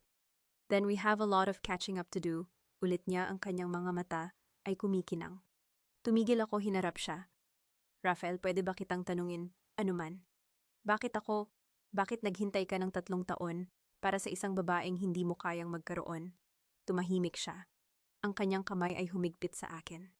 Dahil hindi kita nakita bilang isang babaeng hindi ko kayang magkaroon, nakita kita bilang isang babaeng karapat-dapat kong hintayin. Ang mga salita ay tumagos sa akin, hindi bilang isang matamis na linyang nabasa ko sa libro, kundi bilang isang katotohanang naramdaman ko sa bawat hibla ng aking pagkatao. Paano mo nalaman na handa na ako? Tanong ko. Hindi ko alam, ngumiti siya. Kaya nga naghihintay ako, hindi para sa tamang panahon, kundi para sa tamang ikaw. 1 linggo ang lumipas. Nakatanggap ako ng tawag mula sa editor ng isang kilalang business magazine. Chairman Reyes, gusto naming ilagay kayo sa aming susunod na cover. Ang titulo ay, Tumigil siya tila nag-aalangan, The Woman Who Turned Betrayal into an Empire. Tumawa ako, hindi ang formal na tawa ng isang chairman, kundi ang tawa ng isang babaeng nakakilala sa sarili. Ganyan ba talaga ang titulo? Opo. Sa tingin namin ito ang magiging pinakamagandang representasyon ng inyong kwento. Tumango ako. Sige, gawin natin. Kinabukasan nakatayo ako sa harap ng camera nakasuot ng isang eleganteng puting blazer. Ang photographer ay nagbibigay ng mga direction, ngunit ang aking isip ay nasa ibang lugar. Sa likod ng camera nakita ko si Rafael. Nakangiti siya, nakaupo sa isang sulok, pinapanood ako. Sa sandaling iyon, naramdaman ko ang isang bagay na matagal ko nang hindi naramdaman. Hindi ako nag-iisa. 2 linggo matapos ang photoshoot, dinala ako ni Rafael sa isang restaurant sa tuktok ng isang gusali kung saan makikita ang buong Maynila. Ang mga ilaw ng lungsod ay kumikislap sa ibaba tulad ng mga bituin na bumaba sa lupa. Umupo kami sa tabi ng bintana. Ang kandila sa mesa ay sumayaw sa simoy ng hangin, ng musika ay malambot at romantiko. Angela, sabi niya, ang kanyang boses ay seryoso, may sasabihin ako sa iyo. Ang aking puso ay tumibok ng mabilis. Ano iyon? Hinawakan niya ang kamay ko sa ibabaw ng mesa. Ang kanyang mga daliri ay mainit, matatag, ngunit may bahagyang panginginig. Angela, I've loved you since the first day I met you. Noong una kang pumasok sa opisina ko, hawak ang mga dokumento ng Aurelia Capital, alam kong may especial sa iyo. Ngunit hindi ako nagsalita. Naghintay ako. Hindi dahil natatakot ako, kundi dahil gusto kong makita kang gumaling muna. Gusto kong makita kang buo, malaya, handa. Ang mga mata ko ay nagsimulang punuin ng luha, ngunit sa pagkakataong ito, hindi ito luha ng sakit. Luha ito ng kaligayahan. Rafael, 3 taon akong naghintay. Patuloy niya, hindi dahil wala akong pag-asa, kundi dahil alam kong karapat-dapat ka sa isang pag-ibig na hindi nagmamadali. Karapat-dapat ka sa isang pag-ibig na naghihintay sa tamang panahon. Tumigil siya, ang kanyang mga mata ay naghahanap ng sagot sa akin.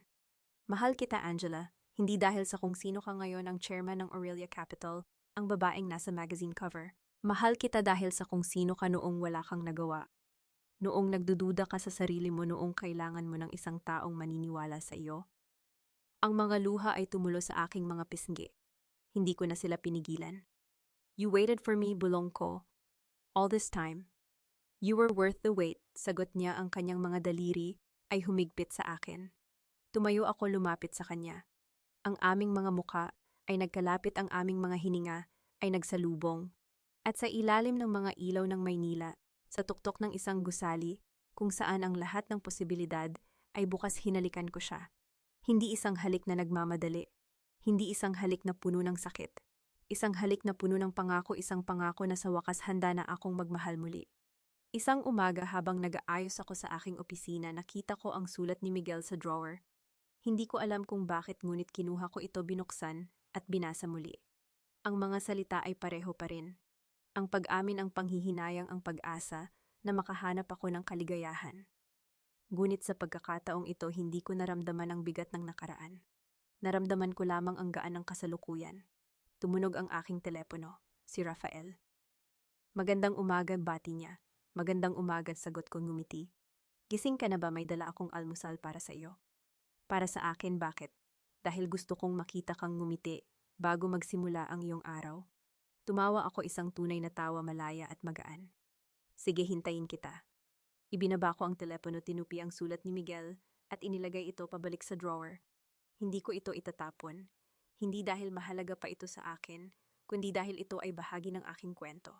Isang kabanata na natapos na isang sugat na gumaling na. Ngunit sa tabi nito inilagay ko ang isang bagong larawan. Ang larawan naming ni Rafael kuha noong gabing iyon sa restaurant ang mga ilaw ng Maynila sa aming likuran. Ang nakaraan ay nakalapag sa drawer. Ang hinaharap ay nasa harapan ko. At sa unang pagkakataon sa loob ng maraming taon, handa akong harapin ito ng may ngiti. Isang taon na ang lumipas. Minsan hindi ko alam kung paano ko sasabihin sa sarili ko na ako na nga ang babaeng iyon. Ang babaeng nakaupo sa pinakamataas na posisyon ng Aurelia Properties. Ang babaeng nakikita sa mga billboard sa buong Maynila. Ang babaeng minsang tinawag na ganang ay ngayon ang nagtatayo ng mga gusaling tatawagin ng ibang tao na tahanan. Nakatayo ako sa harap ng salamin ng aking penthouse suite, hawak ang magazine na may mukha ko sa pabalat. Nakangiti ako ron, isang ngiti na totoo, hindi iyong pilit na ngiti noong mga panahong pilit kong pinipigilan ang sakit sa loob ko. Businesswoman of the Year, nakasulat sa ilalim ng pangalan ko.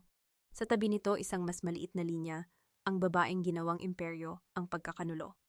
Hindi ko maiwasang mapangiti, si Mama. Kung nakikita mo lang ako ngayon, alam kong sasabihin mong hindi ka nagkamali sa pagtuturo sa akin na ang halaga ko ay hindi nakasalalay sa sinuman. Chairman Reyes, handa na po ang sasakyan. Tumango ako sa aking assistant, inilapag ang magazine sa mesa at isinuot ang aking blazer. Ngayon ang araw ng pagkilala sa akin ng buong industriya, ang taunang seremonya ng Businesswoman of the Year, at ako ang napili. Sa sasakyan tumunog ang aking telepono. Ngumiti ako nang makita ang pangalan sa screen. Rafael. Congratulations, Chairman Reyes, boses niya puno ng ngiti. Nakita ko ang billboard sa EDSA, napakaganda mo. 3 billboard na ang nakita mo ngayong umaga, natatawang sabi ko. Sobra na yata. Hindi pa rin ako nasasawa. Karapat-dapat mong makita ang sarili mo sa ganong paraan, nagniningning malaya. Napahawak ako sa dibdib ko. Sa isang taon, hindi pa rin ako sanay sa ganitong pakiramdam, ang may taong naniniwala sa akin, nang hindi ko kailangang patunayan ang kahit ano. Galingan mo mamaya ha, dagdag niya. Nasa front row ako. Pakit ka naman nasa front row. Dahil gusto kong makita kang ngumiti sa akin habang nasa stage ka, natawa ako marahang umiling. Rafael, ang corny mo. Pero gusto mo, di ba? Tumigil ako, hindi ko may kakaila. Oo, mahinang sabi ko. Gusto ko. Ibinaba ko ang telepono, nakatingin sa labas ng bintana. Ang Maynila ay gumagalaw sa akin, mga tao, sasakyan, mga gusali. Ngunit hindi ko na nakikita ang mga ito bilang mga paalala ng nakaraan. Nakikita ko na sila bilang mga posibilidad. Sa entablado nang iabot sa akin ang tropeo, tumingin ako sa harap ng napakaraming tao. Nakita ko si Rafael sa front row, nakangiti, ang kanyang mga mata ay nagniningning. Ang parangal na ito, simula ko, ay hindi lamang para sa akin. Ito ay para sa bawat babaeng itinuring na walang kwenta, bawat babaeng sinabihang wala siyang silbi. Bawat babaeng itinuro na ang kanyang halaga ay nakasalalay sa lalaking kasama niya. Tumigil ako, hinawakan ang tropeo ng mahigpit. Hindi totoo iyon, ang ating halaga ay hindi nakasalalay sa sinuman. Ito ay nasa loob natin, sa ating mga pangarap, sa ating kakayahang bumangon, kahit ilang beses tayong ibagsak. Nang ibaba ko ang mikropono, palakpakan ang sumalubong sa akin. Ngunit ang pinakamahalaga sa lahat, nakita ko si Rafael, pumalakpak, ang kanyang mga mata ay puno ng pagmamalaki. Sa gabi dinala niya ako sa rooftop ng aming bagong headquarters. Sa itaas tanaw ang buong Maynila, ang mga ilaw nito, ang mga gusali, ang mga pangarap ng milyon-milyong tao. Maganda, diba? Sabi niya nakatayo sa tabi ko. Oh, sagot ko nakatingin sa abot tanaw. Minsan nakakalimutan ko kung gaano kaganda ang lugar na ito. Masyado akong abala sa pagtingin sa ibaba. Doon ka nang galing, mahinang sabi niya. Ngunit narito ka na ngayon. Tumingin ako sa kanya. Sa ilalim ng liwanag ng buwan, mas gwapo siya, ngunit hindi lamang iyon. May kalmado sa kanyang presensya, isang seguridad na hindi ko kailangang magkunwari. Rafael, simula ko. Alam kong hindi natin napag-usapan ang tungkol sa atin. Ngumiti siya. O alam kong hindi natin napag-usapan. Ngunit hindi kita minamadali. Alam kong may mga bagay kang kailangang ayusin sa sarili mo. Hindi mabilis kong sabi. Ibig kong sabihin, handa na ako. Tumigil siya, ang kanyang mga mata ay naghahanap sa akin. Handa. O, handa na akong magmahal muli. Handa na akong magsimula ng bagong kabanata. Handa na akong sumugal sa isang taong hindi ako iiwan sa gitna ng daan. Hindi siya nagsalita. Sa halip lumuhod siya sa harap ko at mula sa kanyang bulsa Kumuha siya ng isang maliit na kahon. Angela Reyes, mahinang sabi niya, hindi kita iiwan sa gitna ng daan. Hindi kita iiwan kahit saan. Ngunit kung papayag ka, nais kong samahan ka sa bawat hakbang ng iyong paglalakbay, hindi bilang isang tagapag-alaga, kundi bilang iyong kapareha, iyong kaibigan, iyong lahat. Binuksan niya ang kahon. Sa loob isang simpleng diamante ang kumikinang sa liwanag ng buwan, hindi magarbo, hindi pasikat, ngunit puno ng kahulugan.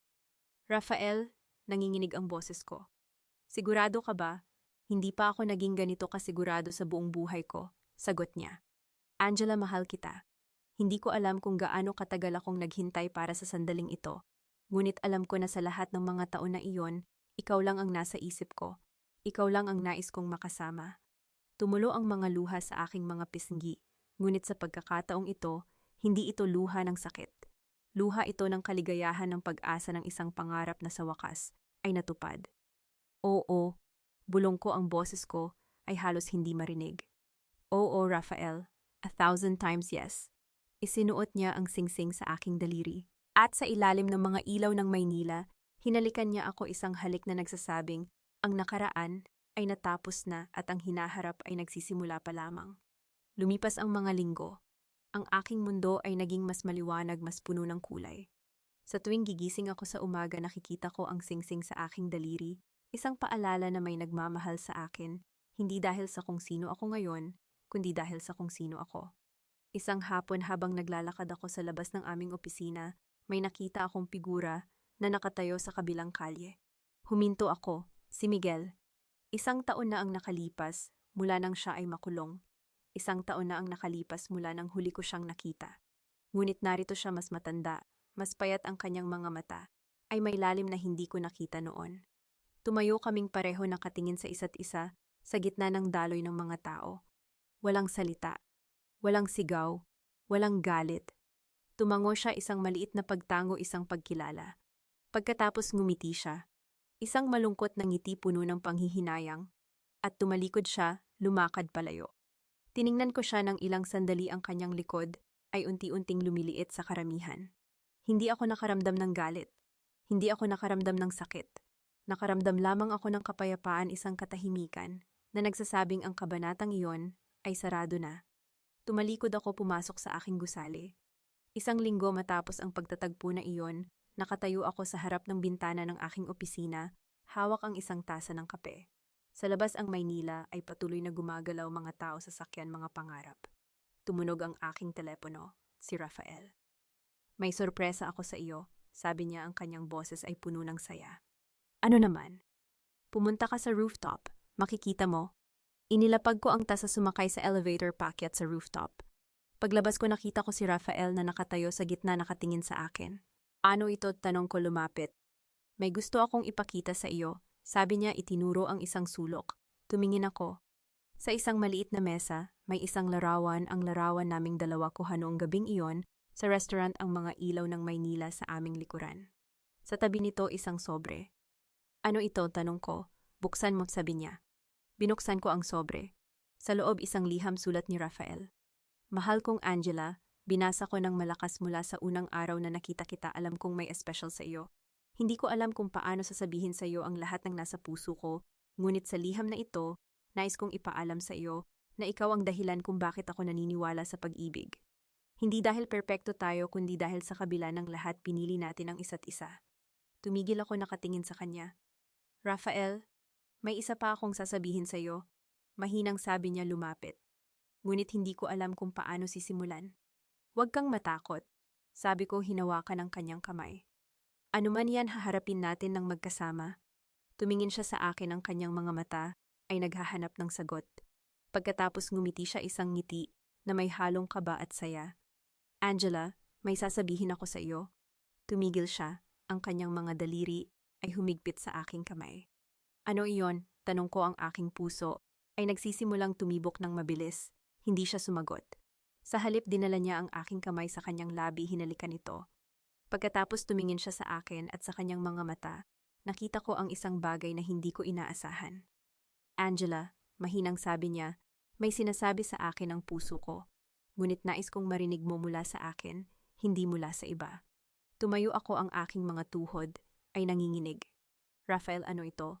Ngumiti siya isang ngiti na puno ng pagmamahal, puno ng pangako, puno ng isang bagay na hindi ko maipaliwanag. Mahal kita, sabi niya. At alam kong sabi ko na ito noon. Ngunit ngayon iba ang nais kong sabihin sa iyo.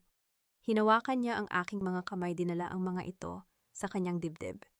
Angela, nais kong malaman mong handa akong samahan ka sa bawat hakbang ng iyong buhay. Sa bawat tagumpay, sa bawat pagsubok, sa bawat luha, sa bawat tawa. Nais kong maging sandigan mo hindi lamang ngayon, kundi magpakailanman. Tumulo ang mga luha sa aking mga mata. Rafael, pero bago ako magpatuloy, sabi niya ang kanyang boses ay naging mas seryoso. May isa akong bagay na nais mong malaman. Tumigil siya. Ang kanyang mga mata ay naghahanap sa akin. Ano iyon? Bulong ko. Huminga siya ng malalim. Pagkatapos ngumiti siya isang ngiti na nagpapaliwanag sa lahat. Angela, I've been waiting for the right moment to tell you this. At sa tingin ko ito na iyon. Hinawakan niya ang aking kamay, inilagay ito sa kanyang dibdib.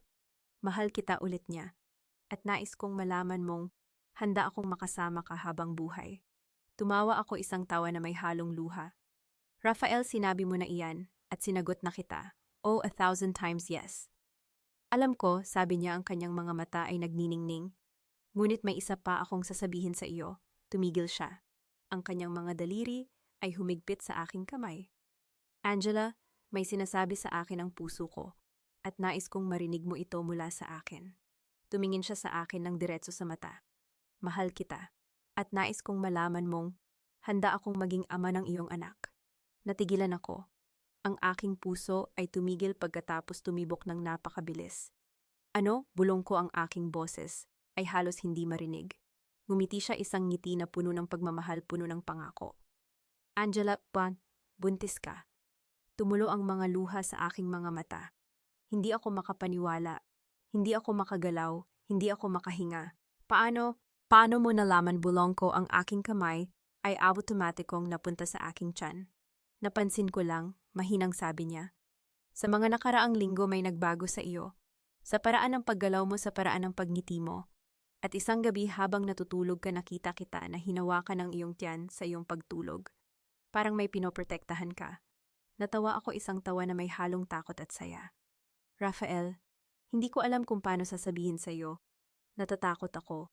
Natatakot akong matakot. Ngumiti siya. Angela, hindi mo kailangang matakot. Hindi ka nag-iisa. Hindi na kita iiwan. Hinawakan niya ang aking mukha. Ang kanyang mga daliri ay marahan sa aking pisngi. Mahal kita. Mahal ko ang anak natin. At handa akong harapin ang lahat kasama ka. Tumulo ang mga luha sa aking mga mata. Sa pagkakataong ito, hindi ito luha ng sakit. Luha ito ng kaligayahan, ng pag-asa, ng isang pangarap na sa wakas ay natupad. Rafael, bulong ko, ang aking boses ay puno ng damdamin. Mahal kita, mahal na mahal kita. Hinalikan niya ako, isang halik na puno ng pangako, puno ng pag-asa, puno ng isang pag-ibig na sa wakas ay natagpuan ko. Nang kumalas kami, tumingin ako sa kanya, ang aking kamay ay nakapatong sa aking tiyan. Rafael, mahinang sabi ko, may sasabihin ako sa iyo. Tumingin siya sa akin, ang kanyang mga mata ay naghahanap ng sagot. Ngumiti siya, hinawakan ng aking kamay. Ano iyon? Huminga ako ng malalim. Pagkatapos ngumiti ako isang ngiti na nagpapaliwanag sa lahat. Rafael, I'm pregnant. Sandali lang naming parehong nagpigil ng hininga sa mga salitang iyon. Kahit na alam ko nang alam niya, iba pa rin ang marinig ito nang malakas na parang sa wakas totoo na ang lahat. Hinawakan ni Rafael ang aking muka, ang kanyang mga hinlalaki ay marahang pumupunas sa mga luha na hindi ko namamalayang dumadaloy na pala. Alam ko, mahinang sabi niya, ang kanyang noo ay dumampi sa akin. At gusto kong marinig mo ito mula sa akin, Angela. Handa na akong maging ama. Handa na akong gisingin tuwing madaling araw para sa pag-iyak ng sanggol. Handa na akong turuan siyang lumakad, turuan siyang lumangoy, turuan siyang mangarap. Natawa ako sa gitna ng aking pag-iyak. Rafael, wala pa namang 2 buwan ng bata. At gusto ko nang simulan ng lahat, nakangiting sagot niya. Gusto kong makita ang bawat pagbabago sa iyo, Angela. Gusto kong maranasan ang lahat, ang unang sipa, ang unang paggalaw, ang lahat. Hinawakan ko ang kanyang kamay, dinala ito sa aking tiyan. Kung gayon, narito, simulan natin. Gumiti siya, isang ngiti na nagpapaliwanag sa lahat ng paghihirap na pinagdaanan ko. Sa sandaling iyon, sa tahimik naming sala, naramdaman kong kumpleto na ang lahat. Kinabukasan ng umaga nag-iisa akong nagpunta sa sementeryo. May dala akong mga puting bulaklak ang paborito ng aking ina. Umupo ako sa harap ng kanyang puntod, inilapag ang mga bulaklak at hinayaan kong yakapin ako ng katahimikan ng lugar. Mom, mahinang simula ko ang aking kamay, ay nakapatong sa malamig na bato. Marami na ang nangyari mula noong huli kitang kausapin dito. Tumingin ako sa langit pinagmamasdan ang mga ulap na dahan-dahang gumagalaw. Naalala mo noong sinabi mo sa akin na ang tunay na halaga ng isang tao ay hindi nasusukat ng kung ano ang mayroon siya, kundi ng kung sino siya. Akala ko noon naintindihan ko na, pero hindi pala. Hindi ko talaga naintindihan hanggat hindi ko nawala ang lahat. Napangiti ako ang aking kamay ay automatikong napunta sa aking tiyan. Pero ngayon, Mom, gusto kong malaman mo magiging ina na ako. At ipapangako ko sa iyo na ituturo ko sa anak ko ang parehong aral na itinuro mo sa akin, na ang kanyang halaga ay hindi nakasalalay sa kung ano ang sasabihin ng iba tungkol sa kanya, na hindi niya kailangang patunayan ang kanyang sarili sa mga taong hindi naman marunong tumingin ng tama.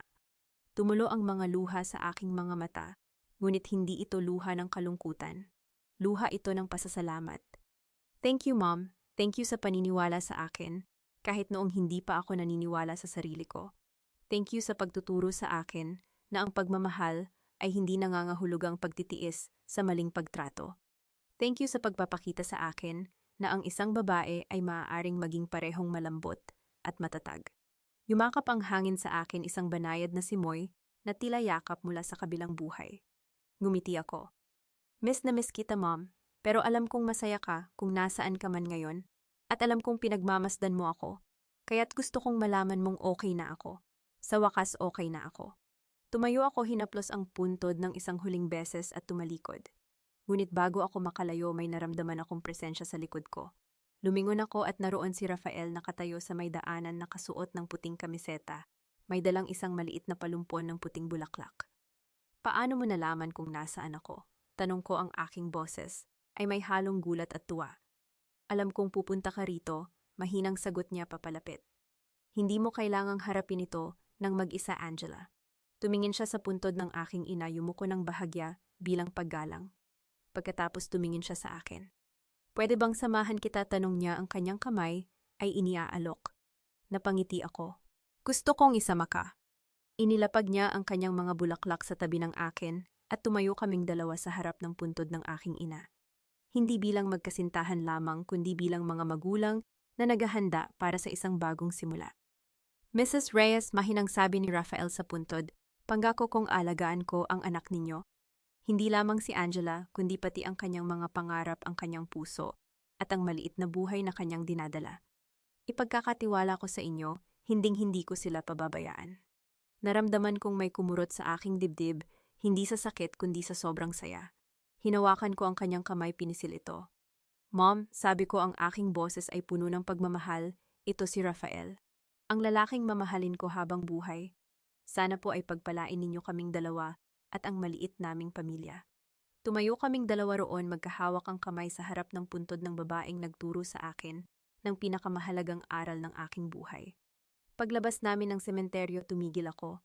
Sa di kalayuan kitang-kita ang gusali ng Aurelia Properties, nakatayo ng mataas maringal, isang simbolo ng lahat ng aking pinaghirapan. Tingnan mo iyon, mahinang sabi ko, itinuro ang gusali. Noong una iyon ang patunay na hindi ako naging gahak. Ngayon, iyon na ang pamana ko. Tumabi sa akin si Rafael, ang kanyang braso ay nakapulupot sa aking baywang. Mula sa tinawag na pabigat tungo sa pagtatayo ng isang imperyo, napangiti ako. Mula sa pagiging hindi marunong kumita ng kahit piso, tungo sa pagbibigay ng trabaho sa libu-libong pamilya. At ngayon, mahinang dagdag ni Rafael, ang kanyang kamay ay marahang humaplos sa aking tiyan. Magkakaroon ka na ng pinakamahalagang tagapagmana. Tumingin ako sa kanya, ang aking mga mata ay puno ng pagmamahal. Hindi tagapagmana, Rafael, anak, ang aming anak. Ngumiti siya, isang ngiti na nagpapaliwanag sa lahat. Ready ka na bang umuwi, ng tanong niya? Tumingin ako sa gusali sa langit sa lalaking nasa tabi ko. Pagkatapos tumingin ako sa unahan sa hinaharap na puno ng pag-asa. Oo, sagot ko, ang aking kamay ay humigpit sa kanyang kamay. Umuwi na tayo, may itatayo pa tayong kinabukasan. Naglakad kaming dalawa, magkahawak ang kamay patungo sa sasakyan. Sa likod namin ang gusali ng Aurelia Properties ay nagniningning sa sikat ng araw, isang paalala ng lahat ng pinagdaanan ko. Ngunit sa harap ko ang lalaking nagmamahal sa akin, nang buo ang anak na lumalaki sa aking sinapupunan, at ang hinaharap na sa wakas ay akin na. Tinawag nila akong pabigat. Sinabi nila na hindi ako kailanman kumita ng kahit piso. Ngunit natutunan ko na ang tanging taong maaaring magpahalaga sa iyo ay ang iyong sarili. At pinili kong magtayo ng imperyo hindi para sa paghihiganti, kundi para sa hinaharap na nararapat sa akin. Angela Reyes, chairman ng Aurelia Properties. Isang babaeng ginawang imperyo ang pagtataksil. Ngunit higit sa lahat, isang ina na ituturo sa kanyang anak ang pinakamahalagang aral na natutunan niya, na ang iyong halaga ay hindi natutukoy ng sinuman maliban sa iyong sarili. At iyon ang pinakamagandang simula sa lahat. Magamahal kong tagapakinig, narating na natin ang pinakadulo ng mahabang paglalakbay na ito. Naiwan natin si Angela at Rafael, na magkahawak ang kamay naglalakad patungo sa isang hinaharap na puno ng pag-asa, kasama ang isang bagong buhay na sisibol sa kanilang pamilya. May kakaibang kapayapaan sa pagtatapos na iyon, hindi ba? Parang ang lahat ng sakit, lahat ng luha, at lahat ng pagsubok ay natunaw sa isang tahimik na ngiti ng dalawang pusong sa wakas, nagkakilala ng totoo. Habang isinusulat ko ang mga huling eksena ng kwentong ito, hindi ko maiwasang balikan ang gabing iyon, ang gabi ng ika-3 anibersaryo nila ni Miguel. Alam ninyo, bilang tagapagsalaysay, madalas kong itanong sa sarili ko, ano kaya ang nangyari kung hindi dumating si Bianca noong gabing iyon? Ano kaya kung nagkaroon ng pagkakataon si Angela na sabihin kay Miguel ang totoo tungkol sa kanyang pagkatao? Maaaring iba ang naging takbo ng lahat. Ngunit habang pinag-iisipan ko ito, napagtanto ko marahil iyon mismo ang dahilan kung bakit ganito ang naging wakas. Hindi dahil kulang ang pagkakataon, kundi dahil ang taong hindi marunong magpahalaga ay hindi kailanman makikita ang halaga kahit ilang beses mo pa itong ipakita sa kanya. May isang bagay akong napagnilayan habang sinusulat ang kwentong ito, ang tahimik na pag-iipon ni Angela. Sa loob ng 3 taon, hindi siya kailanman nagreklamo. Hindi siya kailanman nagmamadaling ipakita ang kanyang kayamanan upang patunayang siya ay may halaga. Ang bawat piso na kanyang inilaan, ang bawat desisyong kanyang ginawa, ang bawat tulong na kanyang ibinigay kay Miguel, lahat iyon ay hindi niya ginawa para sa papuri o pagkilala. Ginawa niya iyon dahil mahal niya. Ngunit ang aral na dala nito sa akin, at sana sa inyo rin, ay ito: ang pagmamahal ay hindi dapat maging dahilan upang kalimutan natin ang ating sariling halaga. May pagkakaiba ang pagmamahal ng buo at ang pagpapabaya sa sarili. Minsan ang pinakamapagmahal na bagay na magagawa natin para sa ating sarili ay ang malaman kung kailan titigil. Hindi lahat ng taong minamahal natin ay karapat-dapat sa ating pagmamahal. At hindi lahat ng pagmamahal na ibinibigay natin ay dapat na walang kondisyon, lalo na kung ang kondisyon ay ang paglimot natin kung sino tayo. Alam kong marami sa inyo ang nakikinig sa kwentong ito habang naglalakbay pa uwi mula sa trabaho, habang naghahanda ng hapunan para sa pamilya, o marahil habang nag-iisa sa isang tahimik na gabi. May kanya-kanya tayong mga pinagdadaanan sa buhay, mga pagsubok, na tila ba walang katapusan, mga sakit, na tila ba hindi nagagaling. Ngunit kung may isang bagay na sana ay naiwan sa inyo ng kwento ni Angela, ito ay ang paalala na hindi pa huli ang lahat upang magsimula muli. Hindi pa huli ang lahat upang piliin ang sarili. Hindi pa huli ang lahat upang maniwala na karapat-dapat tayo sa isang buhay na puno ng pagmamahal at dignidad. Nais kong itanong sa inyo, mga kaibigan, habang nakikinig kayo sa mga huling sandali ng kwentong ito, saan kayo naroon? Ano ang inyong pinagdadaanan ngayon sa inyong buhay? Mayroon ba sa inyo na katulad ni Angela, tahimik, na nagtitiis, naghihintay na makilala ang inyong halaga? O marahil mayroong katulad ni Miguel na tututo lamang sa halaga ng isang bagay kapag nawala na ito? Kung kayo ang nasa sitwasyon ni Angela, ano kaya ang gagawin ninyo? Babalik ba kayo sa taong nanakit sa inyo kung hihingi ito ng tawad? O mananatili kayong matatag sa inyong desisyon tulad ng ginawa niya? Ibahagi ninyo ang inyong mga saloobin sa comment section, sapagkat sa espasyong ito, laging may handang makinig sa inyong kwento. At kung nagustuhan ninyo ang kwentong ito, huwag kalimutang i-like at i-share upang marating nito ang iba pang nangangailangan ng inspirasyon. Naway dalhin ninyo sa inyong pagtulog ngayong gabi ang kapayapaang natagpuan ni Angela, ang kapayapaang nagmumula sa pagtanggap sa sarili, sa pagpili ng dignidad, at sa paniniwalang ang bawat pagtatapos ay isang bagong simula. Sapagkat tulad ng itinuro sa atin ng kwentong ito, ang tunay na kayamanan ay hindi nasusukat sa pera o ari-arian, kundi sa lakas ng loob na harapin ang bukas ng may ngiti kahit na anuman ang naiwan natin kahapon. Magandang gabi sa inyong lahat. Hanggang sa muli nating pagkikita sa susunod na kwento. Ang imperyo ng isang babaeng itinuring na pabigat. Ang kwentong ito ay isinulat na hango sa mga totoong karanasan ng ilang individual sa lipunan, iniaalay sa lahat ng mga nakaranas ng katulad na pagsubok, naway lumakas ang inyong loob na harapin ang bukas at hanapin ang tunay na kaligayahan. Paalala lamang ang lahat ng mga tauhan at pangyayari sa kwentong ito ay katang-isip lamang at hindi naglalayong manira o mang-atake ni numan. Ang kwento ay likha para sa layunin ng aliwan at pagpapalaganap ng positibong mensahe. Ang produksyong ito ay natatangi sinuri at inedit ang karapatang ari ay pagmamay-ari ng channel na ito. Mangyaring huwag i-re-upload ng walang pahintulot.